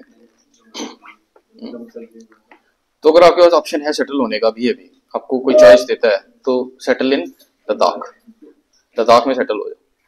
क्योंकि आने वाले टाइम में लद्दाख बनेगा पूरे वर्ल्ड का हब। जैसे आज की डेट में स्विट्जरलैंड है, आपने सुना होगा, स्विट्जरलैंड में बड़ी सारी जगहें हैं। ठीक है, जैसे वहां पे एक जगह है डेवोस, DAVOS, डेवोस। डेवोस में जितने भी बड़े बड़े ऑफिसेस हैं, जैसे वर्ल्ड इकोनॉमिक फोरम हो जाए, चाहे और बड़ी जितनी भी हैं, उन सब के हेड क्वार्टर्स स्विट्जरलैंड में, आप सुनते हो, है ना। तो डेवोस में वर्ल्ड इकोनॉमिक फोरम क्या कराता है? हर साल ना एक कॉन्फ्रेंस कराता है जिसमें हर देश के बंदे जाते हैं। तो हमारे जो अभी मंत्री हैं नितिन गडकरी, तो इन्होंने उस चीज को प्रोजेक्ट किया है, और इन्होंने बोला है कि जो आपने देखा होगा कश्मीर से अगर लद्दाख जाएंगे, ठीक है, तो वहां पे जो जेड मोर टनल है, जोजिला पास आता है वहां, तो आप जैसे ही जोजिला क्रॉस करते हैं तो उधर फिर आप करगिल वाली साइड एंटर करते हैं, तो वहां की जो ब्यूटी है ना, वो एग्जैक्टली मैच करती है स्विट्जरलैंड के डेवोस। तो इन्होंने कहा है कि हम इसको क्या करेंगे, हम इसको एक इंटरनेशनल कॉन्फ्रेंस सेंटर बनाएंगे। हम यहाँ, क्योंकि वहां पे देखो प्रॉब्लम क्या है डेवलपमेंट की, अगर डेवलपमेंट हो तो एग्जैक्टली वैसा का वैसा ही बन जाएगा। तो ये उसको उन्हीं लाइंस पे डेवलप कर रहे हैं। तो सोचो, उनसे कुछ सीखो, आइडिया लो। तो अभी ऑलरेडी लद्दाख की बड़ी सारी जमीन अडानी ने, अंबानी ने ले ली। आपने सुना होगा थोड़े दिन पहले कि वर्ल्ड का सबसे बड़ा सोलर पावर प्लांट जो है वो लद्दाख में अडानी की कंपनी द्वारा लगाया जा रहा है। तो सोलर प्लांट तो सिर्फ छलावा है। सोलर प्लांट से होता क्या, ऊपर आप सोलर पैनल लगा दो, जमीन किसकी है? आपकी। जो ऊपर लगाएगा जमीन उसी की है, और मिलेगी भी कैसे? एकदम सब्सिडाइज रेट, 1000 रुपया मरला, इस तरीके से। इतने मतलब सब्सिडी देती है ना गवर्नमेंट, मतलब सारा देखो पैसा पैसे को खींचता है, सीधी बात है। तो वो जमीन आने वाले टाइम पे सबसे महंगी बिकेगी पूरे वर्ल्ड में। इनफैक्ट इंडियंस ही नहीं, बाहर के लोग भी इंडिया में आके जमीन खरीदेंगे लद्दाख, लेकिन फिर हम तो नहीं खरीद पाएंगे उस टाइम। ठीक है, अभी आप लोग खरीद सकते हो, फ्यूचरिस्टिक हो जाओ थोड़ा। आप तो नहीं रह पाओगे, आपके बच्चे बच्चे रह पाएंगे, हमारे रहते तो इतनी जल्दी तो ये सब नहीं खत्म होने वाला। लेकिन हाँ, आपके पोते पोतियां जो है उनके लिए आप विरासत बना सकते हो। समझ आ रहा है आपको कंसेप्ट? ठीक है, तो ग्लोबल चेंज, जैसे अभी भी ग्लोबल चेंज, क्लाइमेट चेंज हो रहा है, तो कनाडा बड़ा खुश है, रशिया बहुत खुश है। क्यों? क्योंकि इनके ठंडे इलाके हैं। गर्मियों से ऐसा नहीं कि पूरी पृथ्वी में सब लोगों को भी प्रॉब्लम होगी, ये खुश भी होंगे, क्योंकि इनके यहाँ भी इतनी बर्फ पड़ती है। इनकी जो जमीन है, मिट्टी है, मिट्टी के अंदर भी बर्फ जम जाती है। मतलब अगर मिट्टी के अंदर थोड़ा मॉइस्चर है तो वो जम जाता है, तो उसमें खेती बाड़ी नहीं हो सकती। हमने पढ़ा था पॉट जोन्स, ग्ली सॉइल्स हमने पढ़े थे इसमें ज्योग्राफी में। ठीक है, तो अब अगर वो गर्म होगा, वहां गर्मी आई, तो उनकी मिट्टी तो बहुत उपजाऊ बन जाएगी। देखो मिट्टी में न्यूट्रिएंट्स रहते हैं, जैसे जैसे जब हम उसमें अनाज लगाते हैं ना, तो अनाज न्यूट्रिएंट्स को ले लेता है। तो अगर ऐसी सॉइल जिसमें अभी तक अनाज लगा ही नहीं है, वो सोचो कितनी फर्टाइल होगी। तो ऐसी फर्टाइल सॉइल जब किसी देश को मिलेगी फ्री फंड में ड्यू टू क्लाइमेट चेंज, तो वो खुश नहीं होंगे तो क्या? ठीक है, तो इसलिए कुछ देश जैसे इंडिया है, इंडिया देखो, इंडिया तो चारों तरफ से, मतलब नीचे वाली तरफ से पेनिनसुलर है, तो तीनों तरफ से घिरा हुआ है, किससे? पानी से। तो आने वाले टाइम में तो अगर ये पानी आ गया तो पीछे तो जम्मू कश्मीर ही बचेगा या लद्दाख बचेगा, बाकी तो सारा डूब जाएगा। ठीक, तो अभी बड़ी सारी ऐसी छोटी कंट्रीज हैं जिनको बोला जाता है स्मॉल आइलैंड नेशंस, उनको सबसे ज्यादा खतरा है, क्योंकि सबसे पहले कौन डूबेगा? Islands, small island nation. ठीक है, तो इसीलिए अब जैसे जैसे हम पढ़ेंगे, जैसे IPCC रिपोर्ट देता है, डराता है पहले कि डर जो बचो। ठीक, अब फिर लोग इसको कई बार मानते हैं, थोड़े ही दिन में हम पढ़ेंगे, आगे जब पढ़ेंगे तो इसमें एक और इम्पॉर्टेंट टॉपिक रहता है जिसमें क्या रहता है, इंटरनेशनल कन्वेंशंस। इंटरनेशनल कन्वेंशंस, तो इसकी एक इंटरनेशनल कन्वेंशन होती है जिसमें इसको बोलते हैं UNFCCC। ठीक है, UNFCCC के अंदर मीटिंग्स होती हैं और उन मीटिंग्स को आपने सुना होगा कॉप से बोला जाता है, कॉन्फ्रेंस ऑफ पार्टीज। ठीक है, जैसे अभी COP 28 हुई थी, तो हर साल होती है। COP 26, 27, 28, 25 हुई थी पेरिस में, वो हमने देखना होता है, कोई कोई इंपॉर्टेंट होती है वो हमने याद रखनी पड़ती है। ठीक है, तो अभी क्या हुआ था कि जो पहले COP की मीटिंग हुई थी उसमें बोला गया कि सब लोग क्या करो, सब लोग अपना एमिशन वगैरह कम करो। देशों को कहा जाता है कि आप एमिशन कम करो। डेवलपिंग कंट्रीज जो हैं जैसे इंडिया, चाइना, ये गरीब देश है। हमारे पास इतनी टेक्नोलॉजी नहीं है कि हम आज के आज सारी टेक्नोलॉजी अपनी रिन्यूएबल में शिफ्ट कर रहे हैं हम। जैसे हमारी जम्मू में देखो अभी कितनी बसें लगी हैं, इलेक्ट्रिक बसें, तो वो सारी बसों के ऊपर देखना ऐसे लिखा होता है फेम। तो फेम क्या है, फेम पॉलिसी गवर्नमेंट की, faster adoption to manufacturing of electric vehicles, EVs, electric vehicle. तो इलेक्ट्रिक व्हीकल क्या है, बोला जा रहा है कि थोड़ा बहुत रिन्यूएबल है। रिन्यूएबल वो तभी होगा लेकिन अगर ये इलेक्ट्रिसिटी किससे बनी है, किसी रिन्यूएबल सोर्स से बनी है। लेकिन आप लोगों को पता है, अगर नहीं पता तो सुन लो, इंडिया में मोर देन 50% जो इलेक्ट्रिसिटी बनती है ये कोल से बनती है। तो अगर इसी कोयले से हम बस चला रहे हैं तो कोई इतना बेनिफिट है नहीं। ठीक है, वो फिर कंपनियों को ही पैसे जा रहे हैं, कंपनियों की जेब में पैसे जा रहे हैं। इनफैक्ट इस बस की बैटरी कितने साल ही चलेगी, 4 साल 5 साल, उसके बाद बैटरी डिस्पोज करने के लिए आपके पास कुछ नहीं है, वो वेस्ट क्रिएट करेगा। जो ये वेस्ट है इसको ई वेस्ट बोलते हैं, ये सबसे ज्यादा खतरनाक ई वेस्ट। ठीक है, बैटरी के अंदर केमिकल होता है, बड़े सारे ऐसे हैवी मेटल्स होते हैं, अगर आप सॉइल में भी रखोगे तो नीचे सॉइल भी इनफर्टाइल हो जाएगी। ठीक है, जितनी अभी देखो ना इलेक्ट्रिक स्कूटियां ये वो, तो जैसे ही आपकी बैटरी खराब होगी तो आप उसको फेंकोगे, उसमें से केमिकल निकलेगा, तो जहां पे भी वो डंप करोगे तो वो सारा कुछ खराब होगा। ठीक, तो नीड क्या थी, नीड थी कि रिन्यूएबल एनर्जी पे जाना है। हम कर क्या रहे हैं, हम इलेक्ट्रिक बसेस तो बना रहे हैं लेकिन उसको जो चार्जिंग स्टेशन है, चार्जिंग के लिए तो हम यही बिजली इस्तेमाल कर रहे हैं। और ये बिजली बन कैसे रही है, कोयले से, और 50% से ज्यादा बन रही है इंडिया में कोयले से। तो हम मान के चलें कि 50% रिन्यूएबल भी है, तब भी 50% तो क्या है, कोल से ही आ रहा है।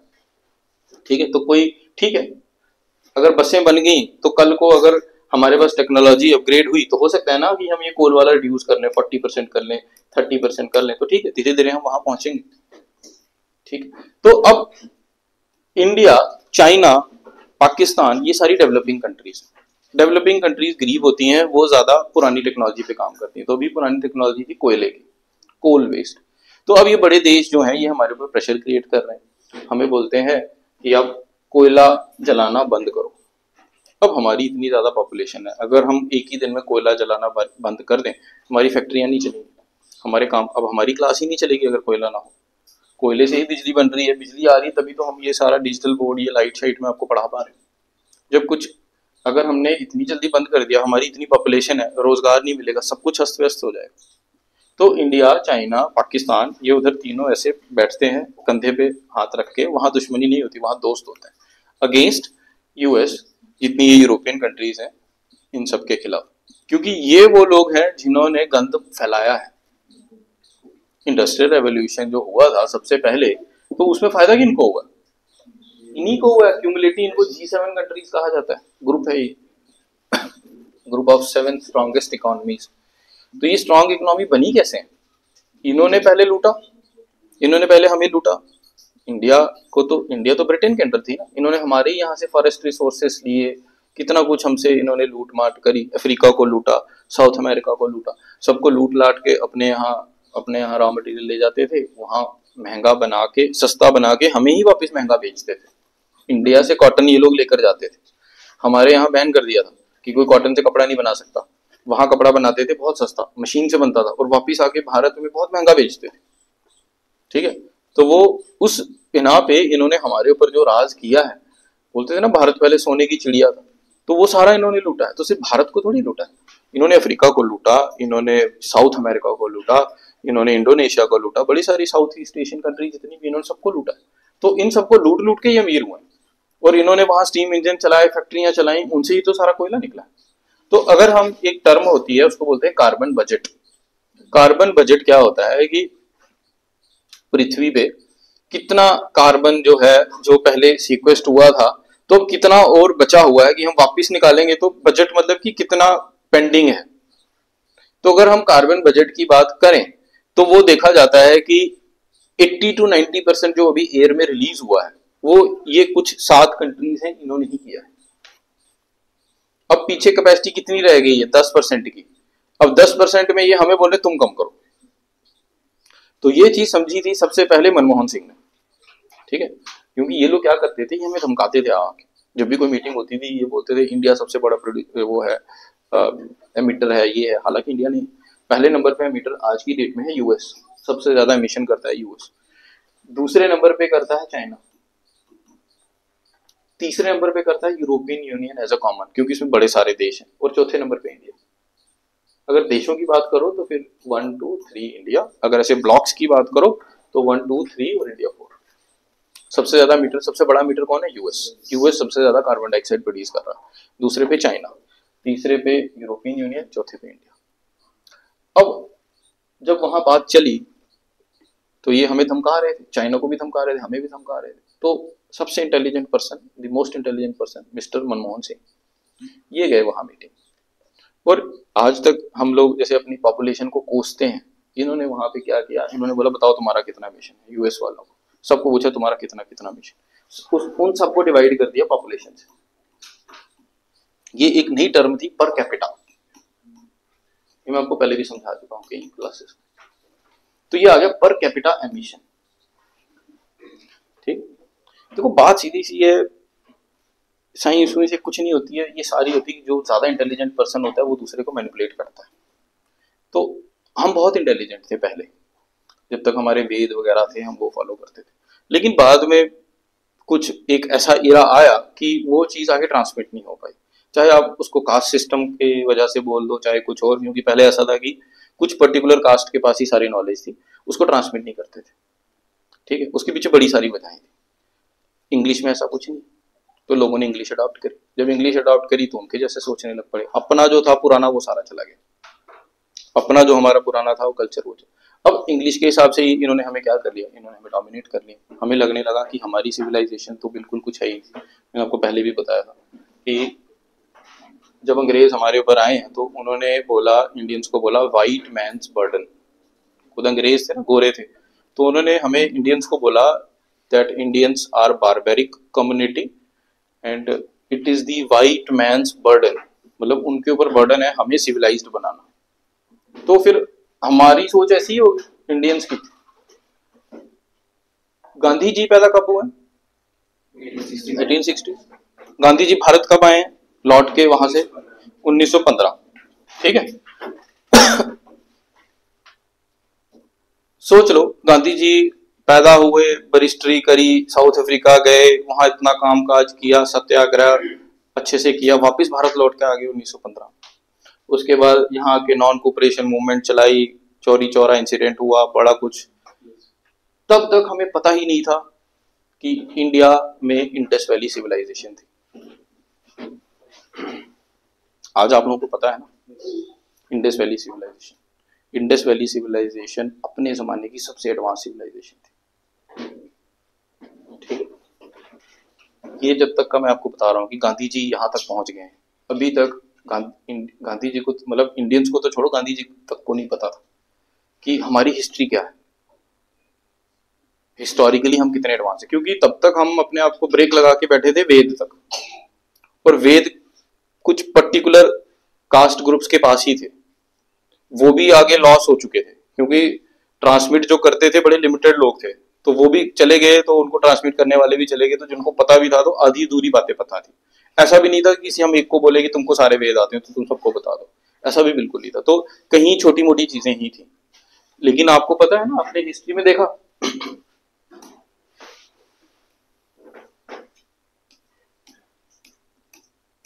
जैसे हम लोग पढ़ते हैं हिस्ट्री, जब आप लोग पढ़ोगे या देखेंगे तो सबसे पहले आती है प्री हिस्ट्री,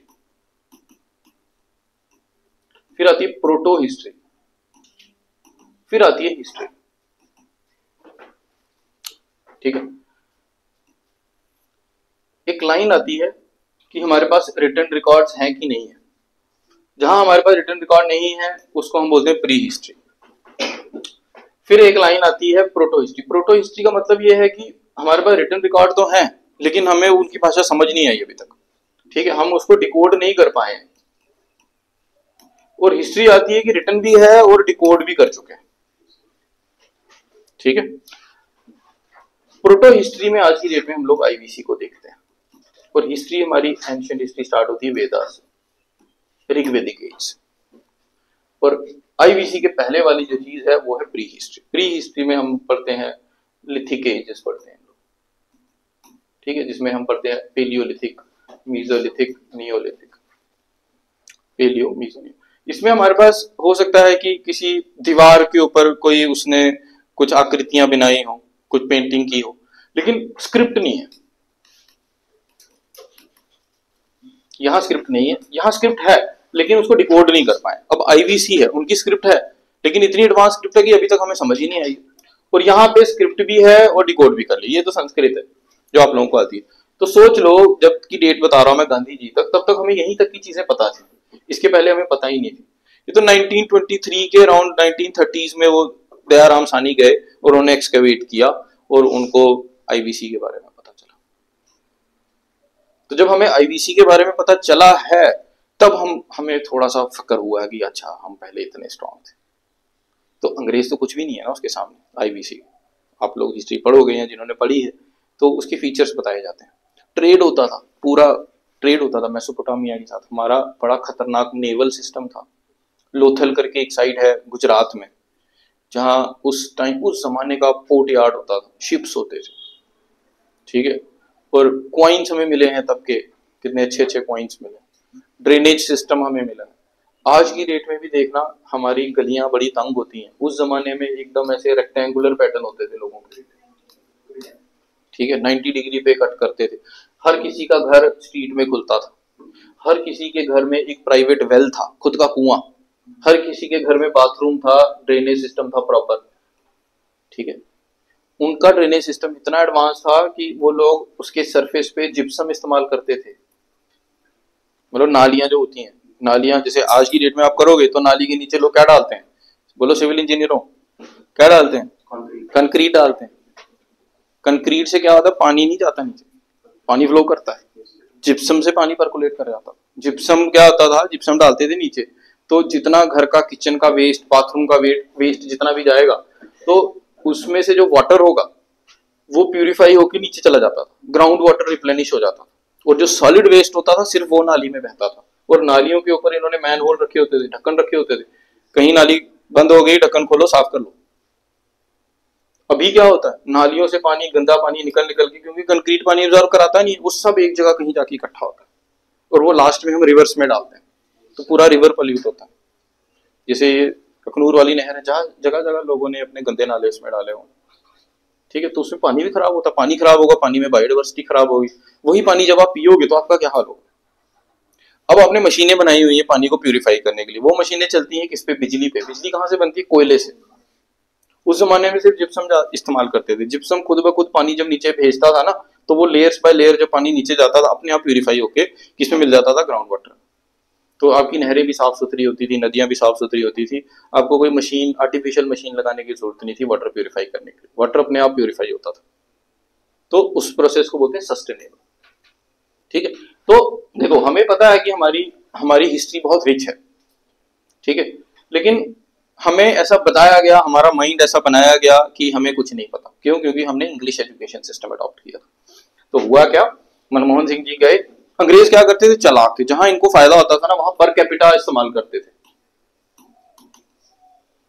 जहां नहीं होता था वहां एब्सोल्यूटम इस्तेमाल। पर कैपिटा क्या होता है कि मान लीजिए यूएस वाले 100 टन एमिट कर रहे हैं, चाइना वाले कर रहे हैं इसके बाद तो 90 टन, इंडिया वाले कर रहे हैं 80 टन, ठीक है। तो यूरोपियंस आके बोलते थे यार ये 100 टन, ये 90 टन, ये 80 टन, तुम कम करो, अपना तीनों कम करो। तो मनमोहन सिंह जी गए, उन्होंने बोला कि भाई देखो हमारी पॉपुलेशन कितनी है, हमारी पॉपुलेशन कितनी है, आप देखो हमारी पॉपुलेशन। तो हमारी पॉपुलेशन उस समय 100 करोड़ थी, तो इसको 80 टन को डिवाइड करो 100 करोड़ से। अब आई यूएस की पॉपुलेशन कितनी, 20-30 करोड़। इसको डिवाइड करो, तो वो नया उन्होंने एक नया इंडेक्स बना दिया पर कैपिटा एमिशन। तो जब पर कैपिटा एमिशन निकाला गया, इंडिया तो बहुत पीछे चला गया, 150-200 नंबर पे चला गया, क्योंकि पॉपुलेशन बहुत थी ना। तो पहली दफा हमारी पॉपुलेशन से हमें कोई फायदा होगा। और चाइना तो हमसे भी बड़ा था उस समय, तो चाइना भी पीछे हो गया, इंडिया पीछे होगा, तो वो फंस गए। दूसरा, मनमोहन सिंह ने स्टडी करके बता दिया कि ये 7 कंट्रीज हैं जिन्होंने 80-90% कार्बन डाइऑक्साइड के जो बजट था वो ऑलरेडी यूज कर लिया।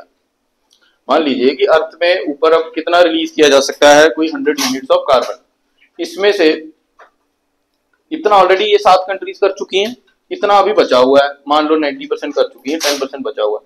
इस 10% के लिए वो कभी इंडिया पे सैंक्शन लगाते हैं, कभी चाइना पे। हमने बोला भाई ये 90% तो तुम कंज्यूम कर चुके हो, ये 10% हमारे पास बचा हुआ है, तो या तो तुम इसका पेनल्टी दो, पैसा दो हम सबको, या टेक्नोलॉजी दो, क्योंकि अगर हमें कार्बन से दूसरी टेक्नोलॉजी पे आना है, न्यूक्लियर पे आना है या कहीं पे भी आना है, उसके लिए हमें टेक्नोलॉजी चाहिए, पैसा चाहिए, और इन सब के पास है ये टेक्नोलॉजी।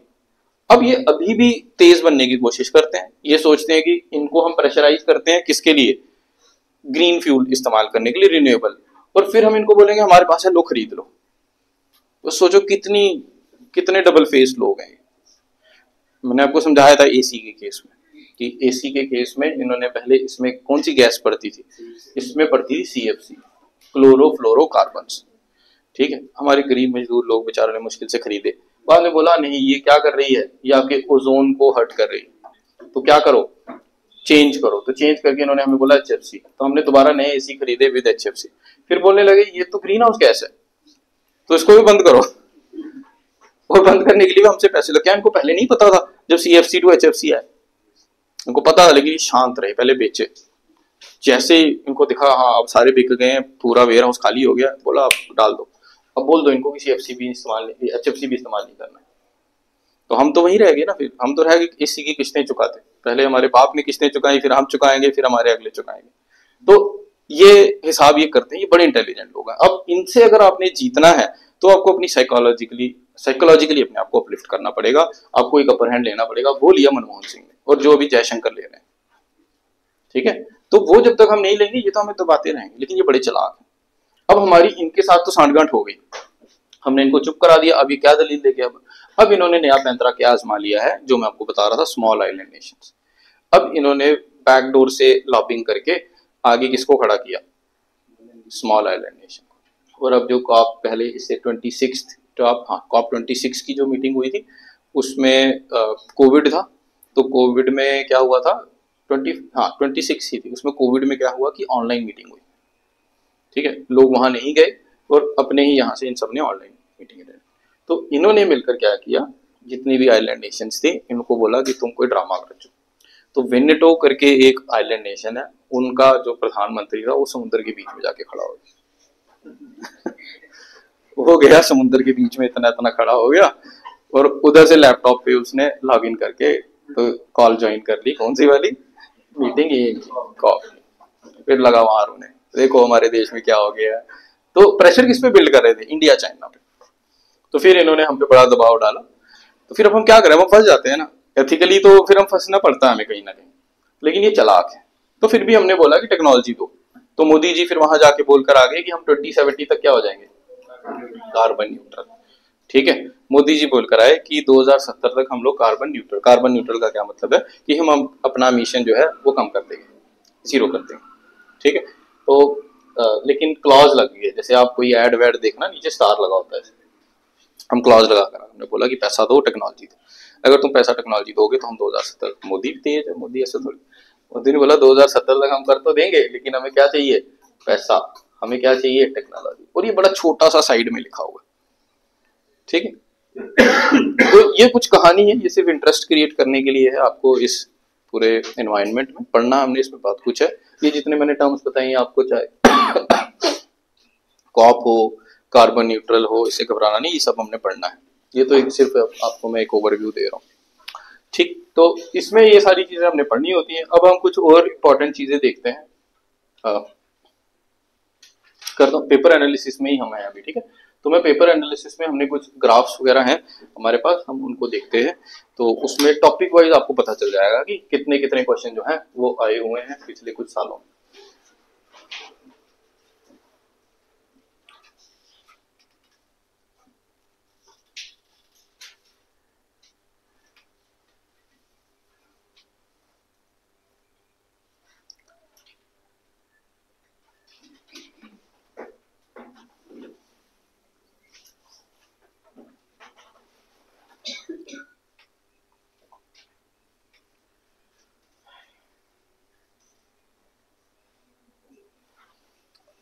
अब देखो सिलेबस हमारा केएस का और यूपीएससी का सेम है, ठीक है, और हमें यूपीएससी को ही फॉलो करना होता है ट्रेंड एनालिसिस के लिए, ठीक है।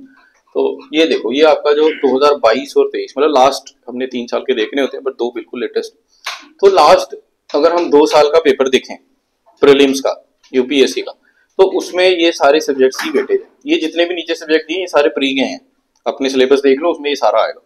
अब इसमें उधर मार्क्स दिए, नंबर ऑफ क्वेश्चंस दिए, मार्क्स नहीं क्वेश्चंस हैं, उनको मल्टीप्लाई करना 2 से, हर क्वेश्चन जो है वो 2 नंबर का होता है।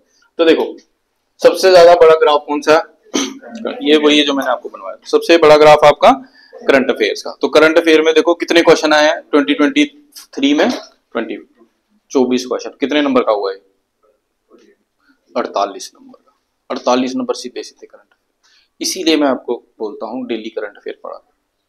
अब जो उन्होंने पढ़ा होता है वो पेपर निकाल देते हैं, जिन्होंने नहीं पढ़ा होता वो नहीं निकाल पाते। आओ जी गुड मॉर्निंग।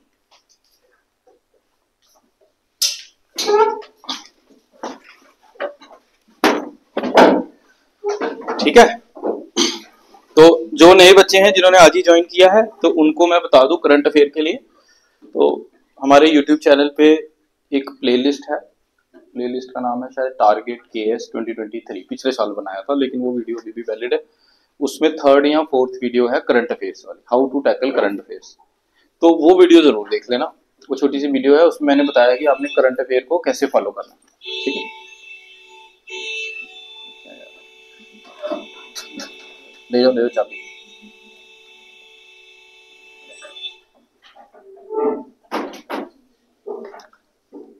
तो अदरवाइज आपने कैसे करना है, आपने एक टेलीग्राम चैनल ज्वाइन करना है विजन आईएएस का, ठीक है। आप इनको बता देना आपने किया हुआ नहीं, आप लोग जिस जिसके साथ बैठे हुए हो उसको पूछ लेना, ठीक है। सिमरन इनको मानी इनको बताना, ठीक है, इनको तो पता ही है, शायद आपको बताया हुआ ना मैंने उसमें एक एसएसबी वाली क्लास में, तो आप लोग इनको बता देना, ठीक है। बनो इनको बता देना कौन सा चैनल ज्वाइन करना है, कैसे कैसे करना है, डेली आपने करंट अफेयर पढ़कर आना, मैंने सुनना है, ठीक है।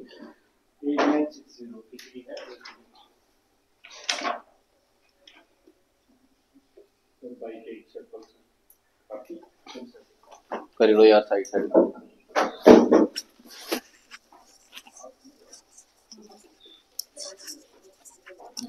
ठीक है, अब दूसरे नंबर पे देखो कौन सा वाला सब्जेक्ट है आपका, इन्वायरमेंट, ठीक है। तो इन्वायरमेंट में 21 क्वेश्चन दिखा रहा है 2023 के, उसके पहले 14 क्वेश्चन है, ठीक है। तो सबसे ज्यादा क्वेश्चन आप देखो, करंट अफेयर तो मिक्स ही होता है, उसमें हम बोल नहीं सकते कि सब्जेक्ट का, लेकिन अगर हम सब्जेक्ट की देखिए सबसे ज्यादा वेटेज किसकी है, इन्वायरमेंट की। तो 21 क्वेश्चन है, सीधे सीधे 40 नंबर तो आपके सीधे यहीं से आ रहे हैं, ठीक है। और 90 में इंसान क्वालिफाई हो जाता है यूपीएससी, अगर आपके 90 मार्क्स आ गए ना तो आप क्वालिफाई हो। तो सोचो पूरा इतने सब्जेक्ट पढ़ के 90 मार्क्स आपको लेने हैं, तो 40 आपको 21 सब्जेक्ट दे रहा है सीधे सीधे, ठीक है। तो इसकी वेटेज मैं आपको बस रिलाई करा रहा हूँ कितना इंपॉर्टेंट सब्जेक्ट है।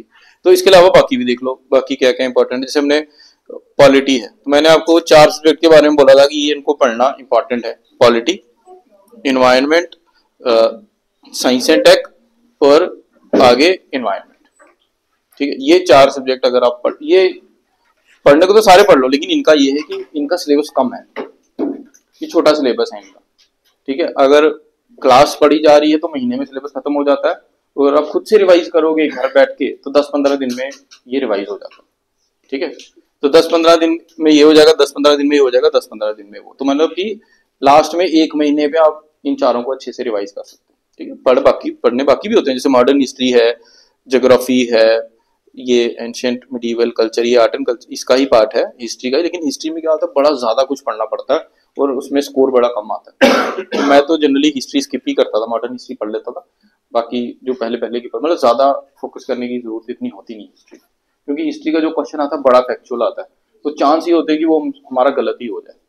तो अब यही है कि वहां ज्यादा एफर्ट मारो जो चीज नंबर आपको दिला सकती है, ऐसा नहीं है बिल्कुल छोड़ना है सब कुछ, लेकिन बाकियों से बाद में प्रायोरिटी आप दे सकते हो। तो ये क्या है, आपको क्या बताता है ये, इसका रेलेवेंस कि इकोनॉमी कितनी ज्यादा आ रही है। और केएस में समझो कि सेम ही है, केएस में भी आप इसी का रेप्लिका सोच सकते हो, ये मत समझना कि यूपीएससी लिखा है केएस अलग है, वो भी सेम ऐसा ही है, उसमें भी यही चीज आएगी आपकी, ठीक है। चल अब हम देख लेते हैं टॉपिक वाइज।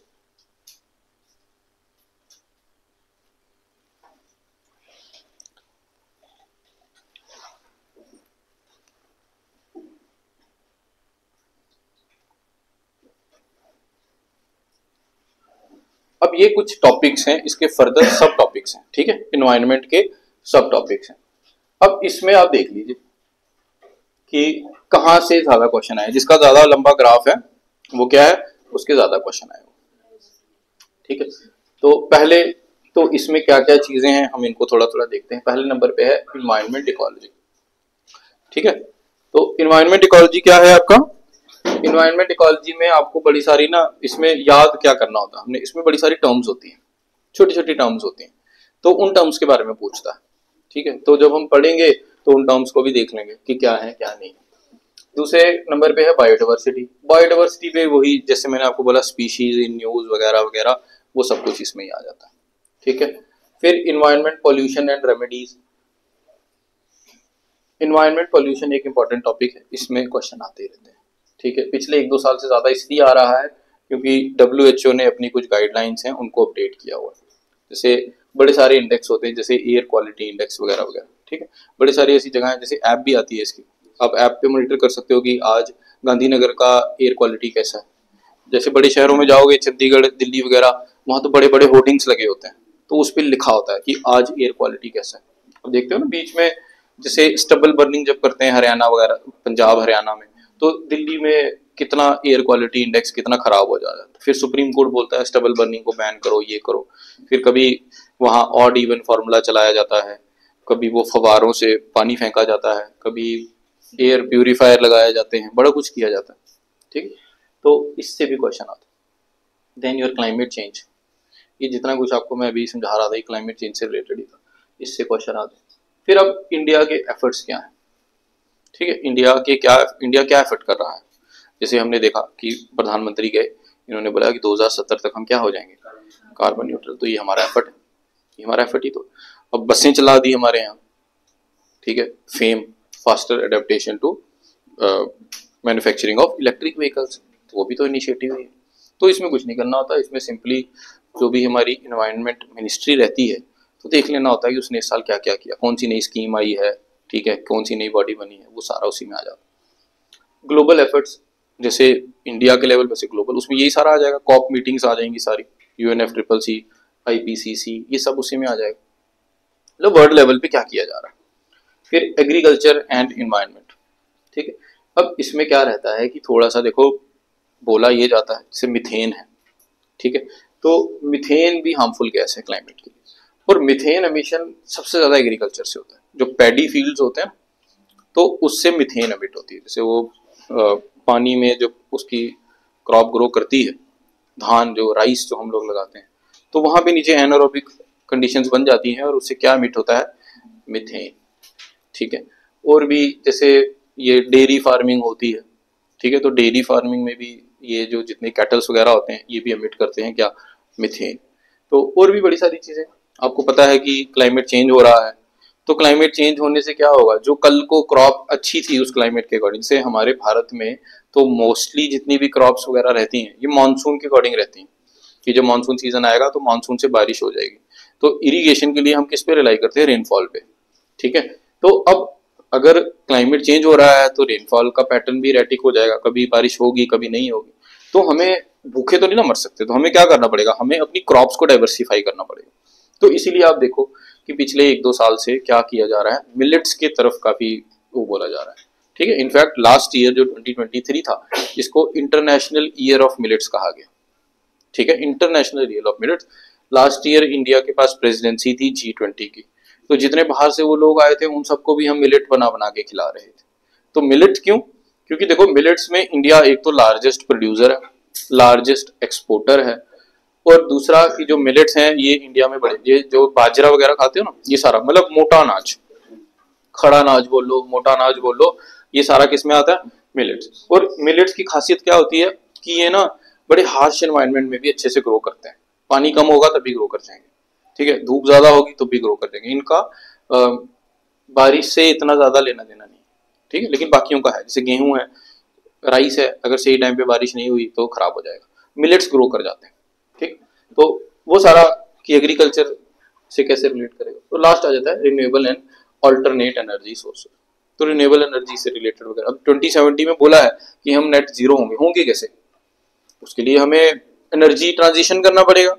आज की डेट में जैसे हमने देखा कि बिजली 50% से ज्यादा किससे आ रही है, कोयले को बर्न करके, तो उसको हमें शिफ्ट करना पड़ेगा किस पे, टू रिन्यूएबल सोर्स, तो रिन्यूएबल एनर्जी की तरफ जाना पड़ेगा। ठीक है, renewable energy, alternate energy sources जैसे न्यूक्लियर हो गया, हाइड्रोजन हो गया। पिछले साल बजट में आया था आपका hydrogen project, hydrogen mission. In fact अभी थोड़े दिन पहले हैदराबाद में एक पार्क बनाया गया है, ठीक है, हाइड्रोजन पार्क। तो हाइड्रोजन क्यों, क्योंकि हाइड्रोजन सबसे ज्यादा ग्रीन फ्यूल है और सबसे ज्यादा अवेलेबल है। पानी, अर्थ में ये इतना ब्लूइश कलर है, ये सारा क्या है, पानी।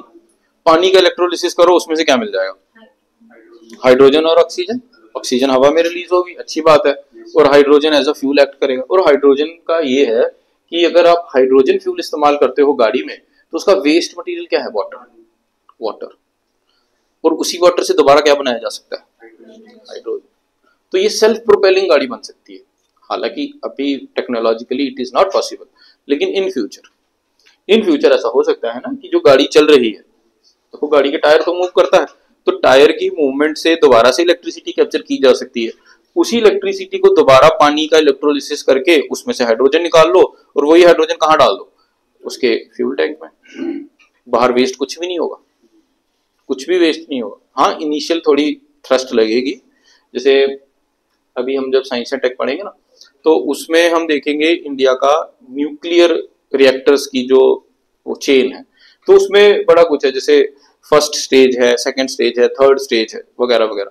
तो अभी थोड़े दिन पहले ही आया कि इंडिया ने सेकंड स्टेज को ढंग से वो कर लिया, मतलब हमारे जो न्यूक्लियर प्लांट जितने भी हैं अब वो सेकंड स्टेज पे चलने लग पड़े। स्टेज 1 पे क्या होता है कि बड़ा ज्यादा फ्यूल लगता है, स्टेज 2 पे क्या हो जाता है कि फ्यूल अब थोड़ा कम लगता है। तो हमने टेक्नोलॉजी रशिया से ली हुई है, लेकिन अब बनाया हमने पहले से ही था, लेकिन वहां तक पहुंचने में हमें बड़े एफर्ट लगते हैं टेक्नोलॉजिकली, तो हम धीरे धीरे कर रहे थे, अब हो गए। तो जैसे जैसे नेक्स्ट स्टेज पे चलते जाएंगे, फ्यूल फिर कम लगने लग पड़ेगा। तो ऐसा ही ये साइंस है, ये धीरे धीरे प्रोग्रेस करती है। लैब में बैठ के तो थ्योरी हम बोल सकते हैं, लेकिन जब एक्चुअल करना पड़ता है उसके लिए कुछ बॉटलनेक्स होते हैं। तो ये इंपॉर्टेंट चीजें हैं, आप इसको लिख लो, इन पॉइंट्स को लिख लो आप अपनी नोटबुक में। ये टॉपिक्स हैं बेसिकली हमने पढ़ने हैं, तो लिख लीजिए इंपॉर्टेंट टॉपिक्स। मार्क्स लिखने की जरूरत नहीं है, इंपॉर्टेंट टॉपिक्स लिख लो।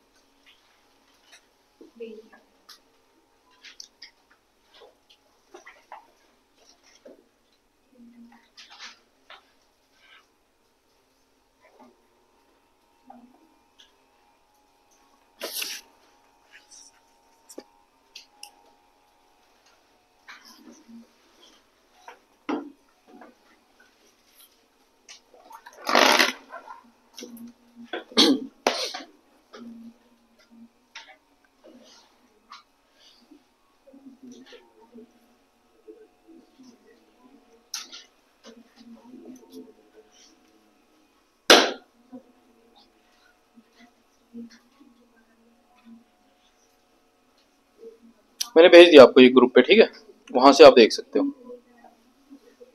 ये मार्क्स वाला भी ग्रुप पे भेज रहा हूँ आपको, जो आपका क्लास ग्रुप है उसी में भेज रहा हूँ।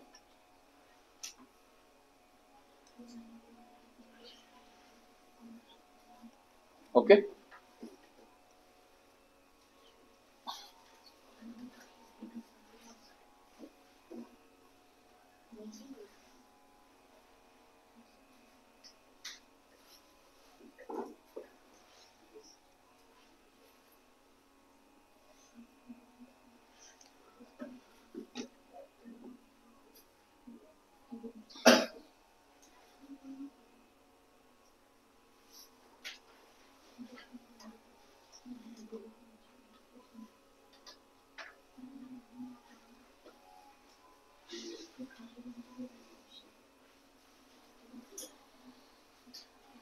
अब हम इसके कुछ प्रीवियस ईयर क्वेश्चंस देखते हैं।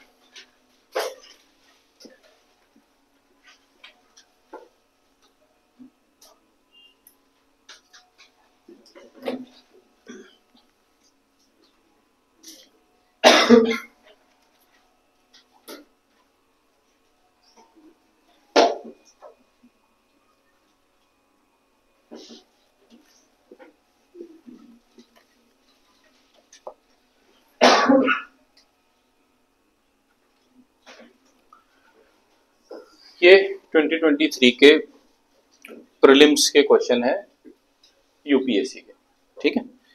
तो ये मैं लिंक शेयर कर दूंगा आपसे, इसमें सारे पिछले 10 साल के क्वेश्चन हैं, आपको ऐसे कोई एक्स्ट्रा बुक लेने की जरूरत नहीं है, यहीं से इसके आंसर भी हैं, सारा कुछ आपको यहीं पे मिल जाएगा। अभी सिर्फ आप ये आपको आएगा तो नहीं क्योंकि आपने पढ़ा नहीं है, बस इसमें देखो कि किस टाइप के क्वेश्चन आते हैं, ठीक है। तो देखो पहला क्वेश्चन देखो क्या है, once the central government notifies an area as community reserve, ठीक है। तो अब उसके बाद क्या होता है, इसने पूछा हाउ मेनी, ये देखो ये यूपीएससी ने पिछले 2 साल से ना अपना पैटर्न अपडेट किया है। पहले क्या होता था कि आपको बताना होता था इनमें से कौन सा सही है, ठीक है। अब वो पूछता है कि इसमें से कितने सही हैं, कौन सा सही वो गेस किया जा सकता था, अब एलिमिनेट करना मुश्किल हो गया।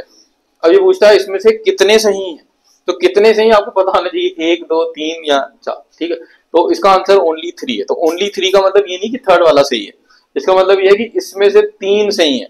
कौन से 3 सही है वो आपको गेस करना पड़ेगा। तो ये पहला क्या है, ये जब हमने बायोडाइवर्सिटी पढ़ा था, बायोडाइवर्सिटी में पढ़ा नहीं, अभी हमने देखा कि बायोडाइवर्सिटी में क्या आता है कि ये जो स्पीशीज वगैरह रहती हैं, फ्लोरा फोना, उनको कंजर्व करने के लिए अलग अलग चीजें की जाती हैं। तो जैसे मैंने आपको बोला नेशनल पार्क है, वाइल्ड लाइफ सेंचुरी है, ऐसी कम्युनिटी रिजर्व्स भी होती है, ठीक है। तो ये पूछा है कि एक दफा जब सेंट्रल गवर्नमेंट नोटिफाई कर दे कि ये एरिया क्या है कम्युनिटी रिजर्व, तो अब क्या होता है, हंटिंग अलाउ नहीं होती, चीफ वार्डन क्या क्या, तो ये इस टाइप के क्वेश्चन आते हैं, ठीक है। तो ये पहला क्वेश्चन ये हो गया आपका। सेकंड क्वेश्चन ये देखिए, consider the following statements. In India, the Biodiversity Management Committee are key to the realization of the objectives of Nagoya Protocol. ये हमने देखा कि इंटरनेशनल एफर्ट्स क्या है, ठीक है। तो इंटरनेशनल एफर्ट्स में एक प्रोटोकॉल आता है नगोया प्रोटोकॉल। नगोया प्रोटोकॉल ऐसे मैंने आपको बीच में बताया हुआ है, अदरवाइज मैं आपको बता देता हूँ क्योंकि एंथ्रो में हमने ये देखा था, जो बच्चे हमारे पास एंथ्रो पढ़े उनको पता। नगोया प्रोटोकॉल होता है बेनिफिट शेयरिंग के लिए। जैसे आपको पता है हमारी दादी नानी जो थी उनको कई देसी इलाज पता होते हैं, है ना। जैसे आपको कभी खांसी हो तो बोलते हैं कि एक काम करो, थोड़ा सा कुछ मतलब देसी चीज आपको काढ़ा पिला देते हैं, तुलसी वाली चाय पिला देते हैं कि जिससे आपका घर, ठीक है। हनी, कई बार हनी खिलाया जाता है, ठीक है, जिंजर खिला दिया जाता है। तो अब उससे होता क्या कि आपका इलाज हो जाता है, ठीक है। जैसे आपको कहीं थोड़ी बहुत, जैसे आप कभी वैष्णो देवी जाओ तो टांगों में गड़ियां चढ़ जाती हैं, ठीक है, तो क्रैम्प्स पड़ जाते, तो फिर बोलते हैं कि दूध में थोड़ी हल्दी डाल के खा लो, तो छोटी मोटी जो दर्द होती है वो ठीक हो जाती है।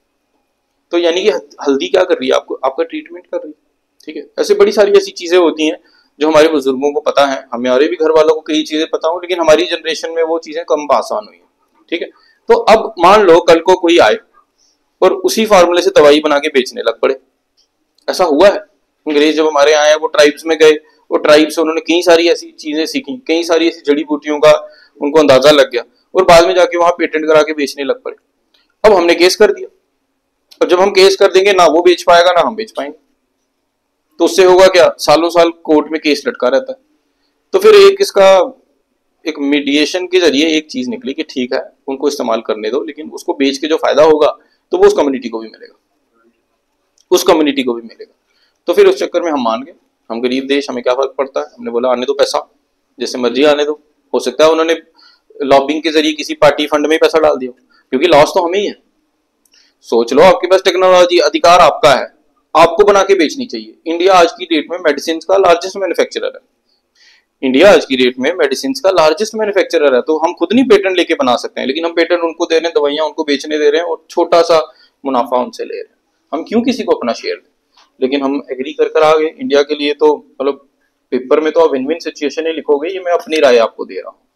पेपर में हमने गवर्नमेंट के अगेंस्ट कभी नहीं लिखना होता, ठीक है।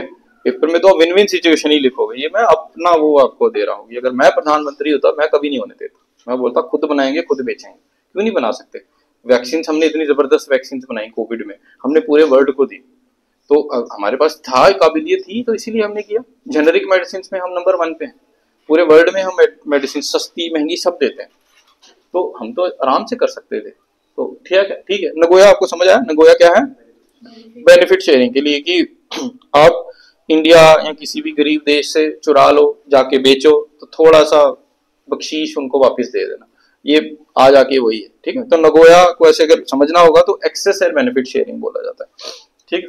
तो उससे रिलेटेड पूछता। फिर बायोडाइवर्सिटी मैनेजमेंट कमेटी, मतलब बायोडाइवर्सिटी से रिलेटेड ये सवाल है, आपको बस इसमें से इतना ही समझ, ठीक है। नेक्स्ट, ये कुछ क्वेश्चन स्टेटमेंट वाइज है। Marsupials are not naturally found in India. Marsupial क्या होते हैं, पाउच, जो बच्चा पाउच में होता है, फॉर एग्जाम्पल कैंगरू, ठीक है। Marsupials can thrive only in mountain grassland with no predators, ठीक है। ये दो स्टेटमेंट दिए, आपको बताना है कि इनमें से कौन सी करेक्ट है कौन सी गलत है, जो भी है होता है। देखो एक चीज याद रखो, कुछ कीवर्ड्स होते हैं, ये पेपर सारा नॉलेज का भी नहीं होता, कई बार हमें अंदाजा लगा के गेस करना पड़ता है। जहां ऐसे ओनली शोनली आ जाए ना, तो जनरली वो आंसर गलत होते हैं, ठीक है। Extreme statements are generally wrong, यहाँ क्या था ओनली, तो इसने यहाँ दे दिया पहला ठीक है दूसरा गलत, ठीक है। पहला ठीक है दूसरा गलत, अगर आपको पता है तो बहुत अच्छी बात है, लेकिन आप गेस भी कर सकते हो कि extreme statements are generally wrong. Next देख लो, invasive species specialist group that develops global invasive species database belongs to which of the following one?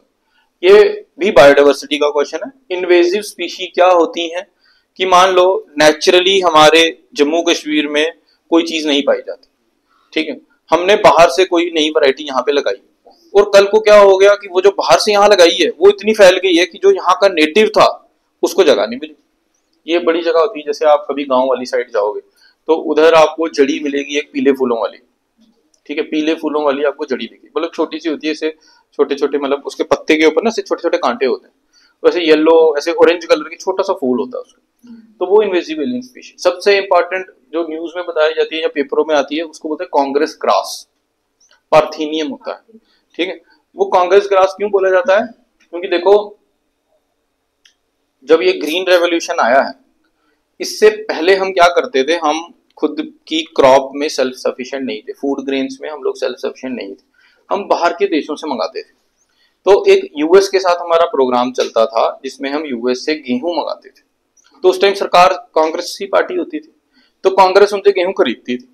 अब यूएस में कैलिफोर्निया वाली साइड सबसे ज्यादा वीट प्रोड्यूस होती, तो ये वहां से वीट हमें इंडिया में क्या करते थे, एक्सपोर्ट, और हम उसी वीट को फिर खाते भी थे और अपने खेतों में लगाते भी थे। तो अब वो जो बीज आता था उसका, गेहूं आती थी, उसके बीच में ही क्या आ जाती थी, वीड, उसके बीच में क्या आ जाती थी, वीड। वीड क्या होती है, वैसे प्लांट जो हमें चाहिए नहीं, अनवांटेड प्लांट। अब क्या हुआ कि जब हमने गेहूं उगाई तो गेहूं के बीच में वो घास भी उग गई, तो वही घास कौन सी थी, पार्थेनियम। तो वो यहाँ की नेचुरल नहीं थी, वो हमने मंगाई गेहूं, तो गेहूं के साथ वो घास भी आ गई। तो आज की डेट में तो यहाँ गाँव वाली साइड जाओगे तो मिलती ही पार्थेनियम, ठीक है। पार्थेनियम वाइल्ड ग्रास जो बहुत तेज फैलती है।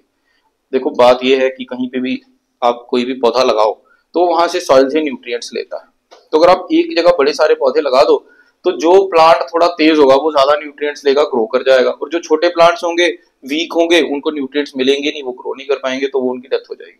तो जब बाहर का कोई आके वो यहाँ पे क्या कर रहा है, बड़ा ज्यादा न्यूट्रिशन ले रहा है, तो फिर जो यहाँ की नेटिव स्पीशीज थी वो खत्म हो जाएंगी। तो इन्वेजिव एलियन स्पीशीज जनरली वहां की नेटिव स्पीशीज के लिए हार्मफुल होती है।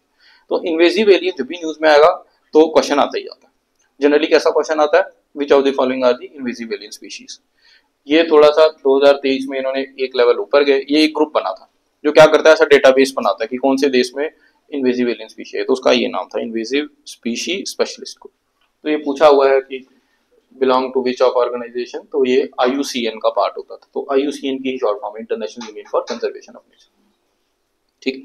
नीचे कंसिडर द फॉलोइंग फौना, ये लाइन टेड मकाओ, ये बंदर की प्रजाति है, मालाबार सिवेट, सांबर डियर, ठीक है। तो अब बोला है कि बताओ इनमें से नॉक्टर्नल कौन सा है और which are active after sunset, मतलब शाम के टाइम पे रात को कौन से बाहर निकलते हैं, ठीक है। न्यूज से आते हैं, करंट अफेयर से ही ज्यादातर आते हैं, ठीक है। ये करंट तो हमने पढ़ने भी होते हैं तो हमें पता चल जाता है, जब हम पढ़ लेते हैं ना इतना ज्यादा तो हम बता देते हैं कि इसमें से कौन सा। अब देखो डियर है, सांबर डियर, तो आपको लगता है कि रात को बाहर निकले, दिन को ही निकलता है, ठीक है। तो इसको गेस किया जा सकता है, ठीक है। Which of the following organisms perform a waggle dance for others of their kin to indicate the direction and the distance to a source of their food। तो ये हनी बी से रिलेटेड है, ये न्यूज में था, बहुत ज्यादा news में था, तो डायरेक्ट क्वेश्चन आ गया। Next, consider the following statements. Some mushrooms have medicinal properties, they have psychoactive property, insecticidal properties और बायोलुमिनेसेंट प्रॉपर्टीज। तो ये भी न्यूज में था, तो सीधे वहीं से आया। Consider the following statements regarding Indian squirrels. Squirrel की कुछ चीजें दी गई हैं, पूछा है कि बताओ क्या।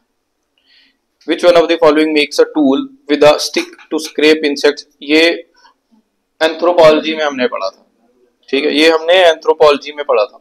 ठीक है, वो जेन गुडाल की डिस्कवरी थी, उसने चिंपैंजीज के साथ वहां पाया था कि वो खुद टूल बनाते हैं। तो घास तोड़ते थे और घास तोड़ के जो आप देखना जहाँ चींटियों के बिल होते हैं, बर्मी जिसको बोलते हैं, तो उसके अंदर वो क्या घुसाते हैं, घास। तो जैसे आप कोल्ड ड्रिंक पीते हो ना स्ट्रॉ से, तो वो ऐसे खींचते थे स्ट्रॉ से, तो टर्माइट्स वगैरह जो थे वो सीधे नीचे से निकल के उनके मुंह में आ जाते थे। तो ये इंटेलिजेंट होगा तभी कोई कर पाएगा ना। तो वो ओरंगटन जनरली ये काम करता है। ठीक है, चिंपैंजी ओरंगटन सारे करते हैं, तो इसमें ओरंगटन आंसर में था, तो इसलिए कंसिडर द फॉलोइंग, ये आपका आ जाता है पोल्यूशन वाले से। ठीक है, aerosol, foam agents, fire retardant, lubricant in the making of how many of the above hydrofluorocarbon. अभी मैंने आपको वो बताया था, ठीक है, HFCs, पहले CFC था फिर HFC आ गया, तो वही उसने पूछा हुआ है कि HFC बताओ कहाँ कहाँ इस्तेमाल होता है। Consider the following activities, spreading finally ground basalt rock on farmland extensively, increasing the alkalinity of oceans by adding lime, capturing carbon dioxide released by various industries and pumping it into the abundant subterranean mines in the form of carbonated water। पूछा है कि बताओ sequestration, आपको ये बताया अभी कि sequestration क्या होता है, तो वो पूछा है कि बताओ ये तीनों से ये किया जाता है। Consider the following statement, carbon fibers are used in the manufacturing of components used in automobiles and aircrafts। ठीक है, carbon fibres once used can not be recycled. देखो क्या ये एक्सट्रीम स्टेटमेंट है, once used can not be recycled, तो बहुत extreme statement है, तो इसलिए इसका सिर्फ ओनली वन इन्होंने दिया हुआ है। ठीक है, consider the following statement regarding mercury pollution. देखो पोल्यूशन वाला हम पढ़ेंगे, एक पेज है, एक टेबल है, उसमें एक साइड सारे एलिमेंट्स हैं, दूसरे साइड दिया है कि इस एलिमेंट से कौन सी बीमारी लगती है और उसके सिम्टम्स क्या है, तो उसमें मर्करी, कैडमियम, शैडमियम वो सारे आते हैं। ठीक है, तो वो आपको कोई भी एग्जाम दे दो, चाहे JKSSB का दे दो, चाहे KS का, चाहे UPSC का, हर किसी में हमें ये पढ़ना ही होता है। ठीक है, तो ये मर्करी आपको पता है मीनामाटा होता है। ठीक है, ये हुआ क्या था कि जापान एक आइलैंड है, ठीक है, आइलैंड कंट्री है जापान। ठीक है, 4 छोटे छोटे आइलैंड हैं, उनसे मिलके बना हुआ।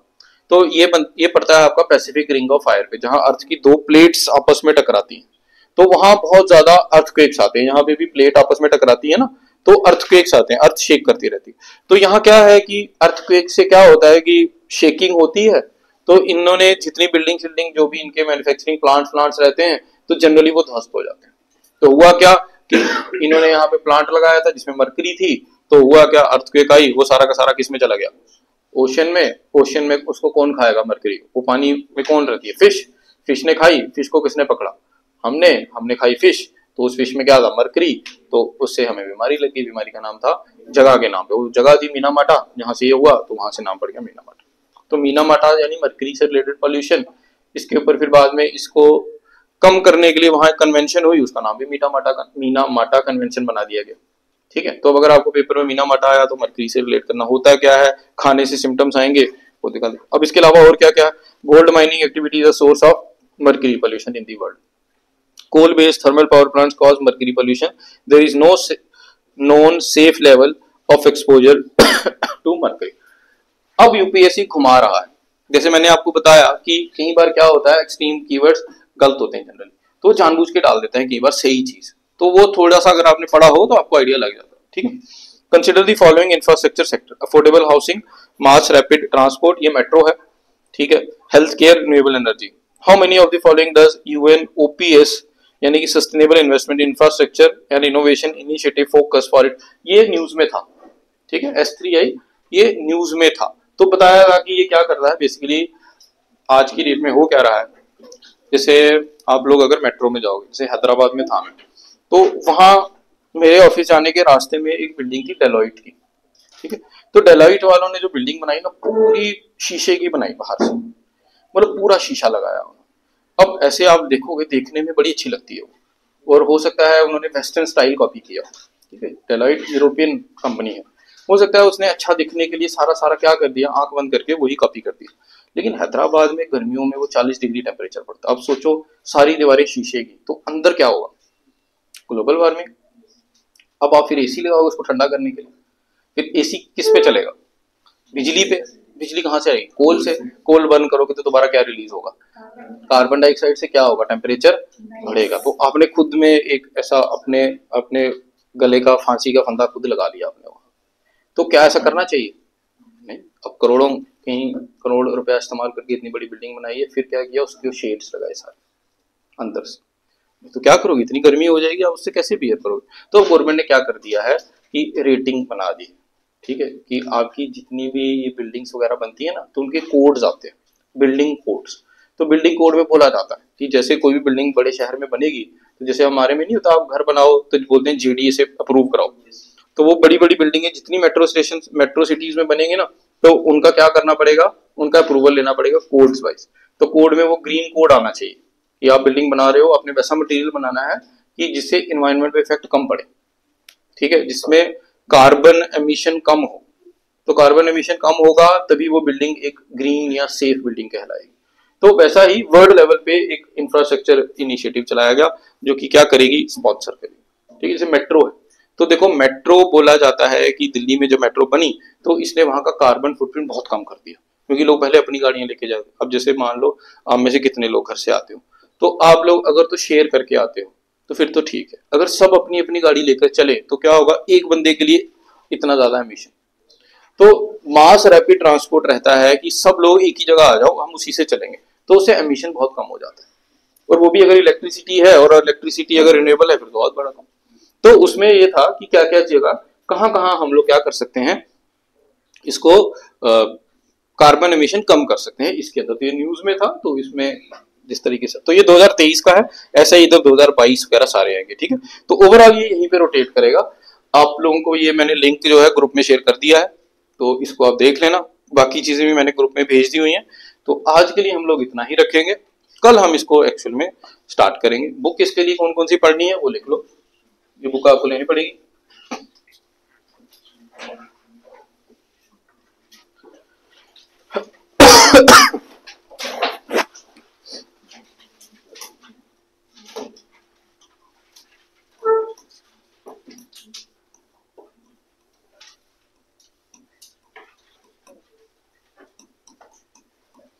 शंकर आईएएस की बुक आती है एनवायरनमेंट एंड इकोलॉजी की, और कभी दूसरा एक नोट्स है इंस्टीट्यूट के पीएमएफ आईएएस, लेकिन ये बड़े बल्कि हैं, तो इसको अभी तो मत ही लेना, ठीक है। पीडीएफ मैं आपको ग्रुप में भेज दूंगा इसका, ठीक है, ये मत खरीदना इसको अभी। और तीसरा, आपको प्रीलिम्स के लिए एक शॉर्ट नोट्स चाहिए होते हैं, तो वो ला एक्सीलेंस के, ठीक है, ये शॉर्ट नोट्स आएंगे, ये मैं आपको भेज दूंगा ग्रुप में।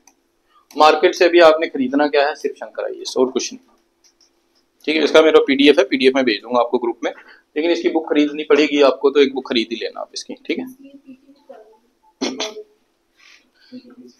वो छोड़ो ना, पीटीसी, पहले स्टैटिक तो पढ़ो, ठीक है। स्टैटिक जब पढ़ लोगे, ये स्टैटिक है, ठीक है। करंट तो आप डेली पढ़ रहे हो ना, तो ये पढ़ो। आपने खरीदना क्या है मार्केट से, सिर्फ एक किताब, शंकर आईएएस, बस सिर्फ ये बुक खरीदनी, ठीक है। अगर आप लोग बुक से नहीं पढ़ते हो, पीडीएफ से पढ़ते हो, तो पीडीएफ मैं ग्रुप में ही शेयर कर दूंगा, तो पीडीएफ से पढ़ लेना, ठीक है। अदरवाइज बुक इसकी परचेज कर लेना, इसकी बुक खरीदना। पीएमएफ आईएएस के नोट्स हैं, इसकी बुक भी आ रही है मार्केट में, ठीक है। अगर चाहोगे तो इन दोनों को देख लेना, कंपेयर कर लेना मार्केट जाके। ये कोई आएगी 400-500 की, ये भी 500 की है। इसका मेरे पास पीडीएफ भी है, मैं पीडीएफ आपको अभी भेज दूंगा, उसी बुक का पीडीएफ, ठीक है। लॉ एक्सीलेंस के शॉर्ट नोट्स आते हैं हर साल स्टैटिक वाले, ये 80-90 पेज के होते हैं, शॉर्ट में होते हैं, लेकिन ठीक है, शॉर्ट से पढ़ा नहीं जा सकता, रिवाइज किया जा सकता है। तो हम जो भी पढ़ेंगे लास्ट में आप इसको रिवीजन के लिए इस्तेमाल करोगे, ठीक है। तो ये इसके सोर्स हैं। इसके अलावा थोड़ी बहुत एनसीईआरटी के चैप्टर रहते हैं, लेकिन शंकर आईएएस उन सबको कवर करता है। ये स्टैटिक का है, करंट का जो भी रहेगा वो मैं आपको साथ साथ बता दूंगा, वो जब जो टॉपिक पढ़ेंगे उसका करंट साथ साथ पढ़ते जाएंगे, ठीक है। तो हमारा अभी इस केस में ये है कि हम 30 लेक्चर्स में इसको खत्म करने की कोशिश करेंगे, ठीक है। हम इसको अभी 30 लेक्चर्स में इसको हम लोग खत्म करने की कोशिश करेंगे। एनवायरनमेंट का छोटा है, कंसेप्चुअल है, क्लास नहीं छोड़ना, क्योंकि एक क्लास छोड़ोगे अगली क्लास में समझ नहीं आएगा, ठीक है। हर क्लास इंटरलिंक्ड होगी एक दूसरे से, ठीक। तो कल हम इसको पढ़ेंगे। कल हम अपना पहला वाला जो टॉपिक है इन्वायरमेंट वाला, इन्वायरमेंट एंड इकोलॉजी का पहला टॉपिक जो है बायोडाइवर्सिटी, उसको स्टार्ट करेंगे, ठीक। आज के लिए इतने रखें, थैंक यू। अटेंडेंस आप सारे लगा देना, ठीक। 9:30 कल एग्जैक्ट स्टार्ट हो जाएगी, पूरे टाइम पे आ जाना सारे, ठीक, ओके।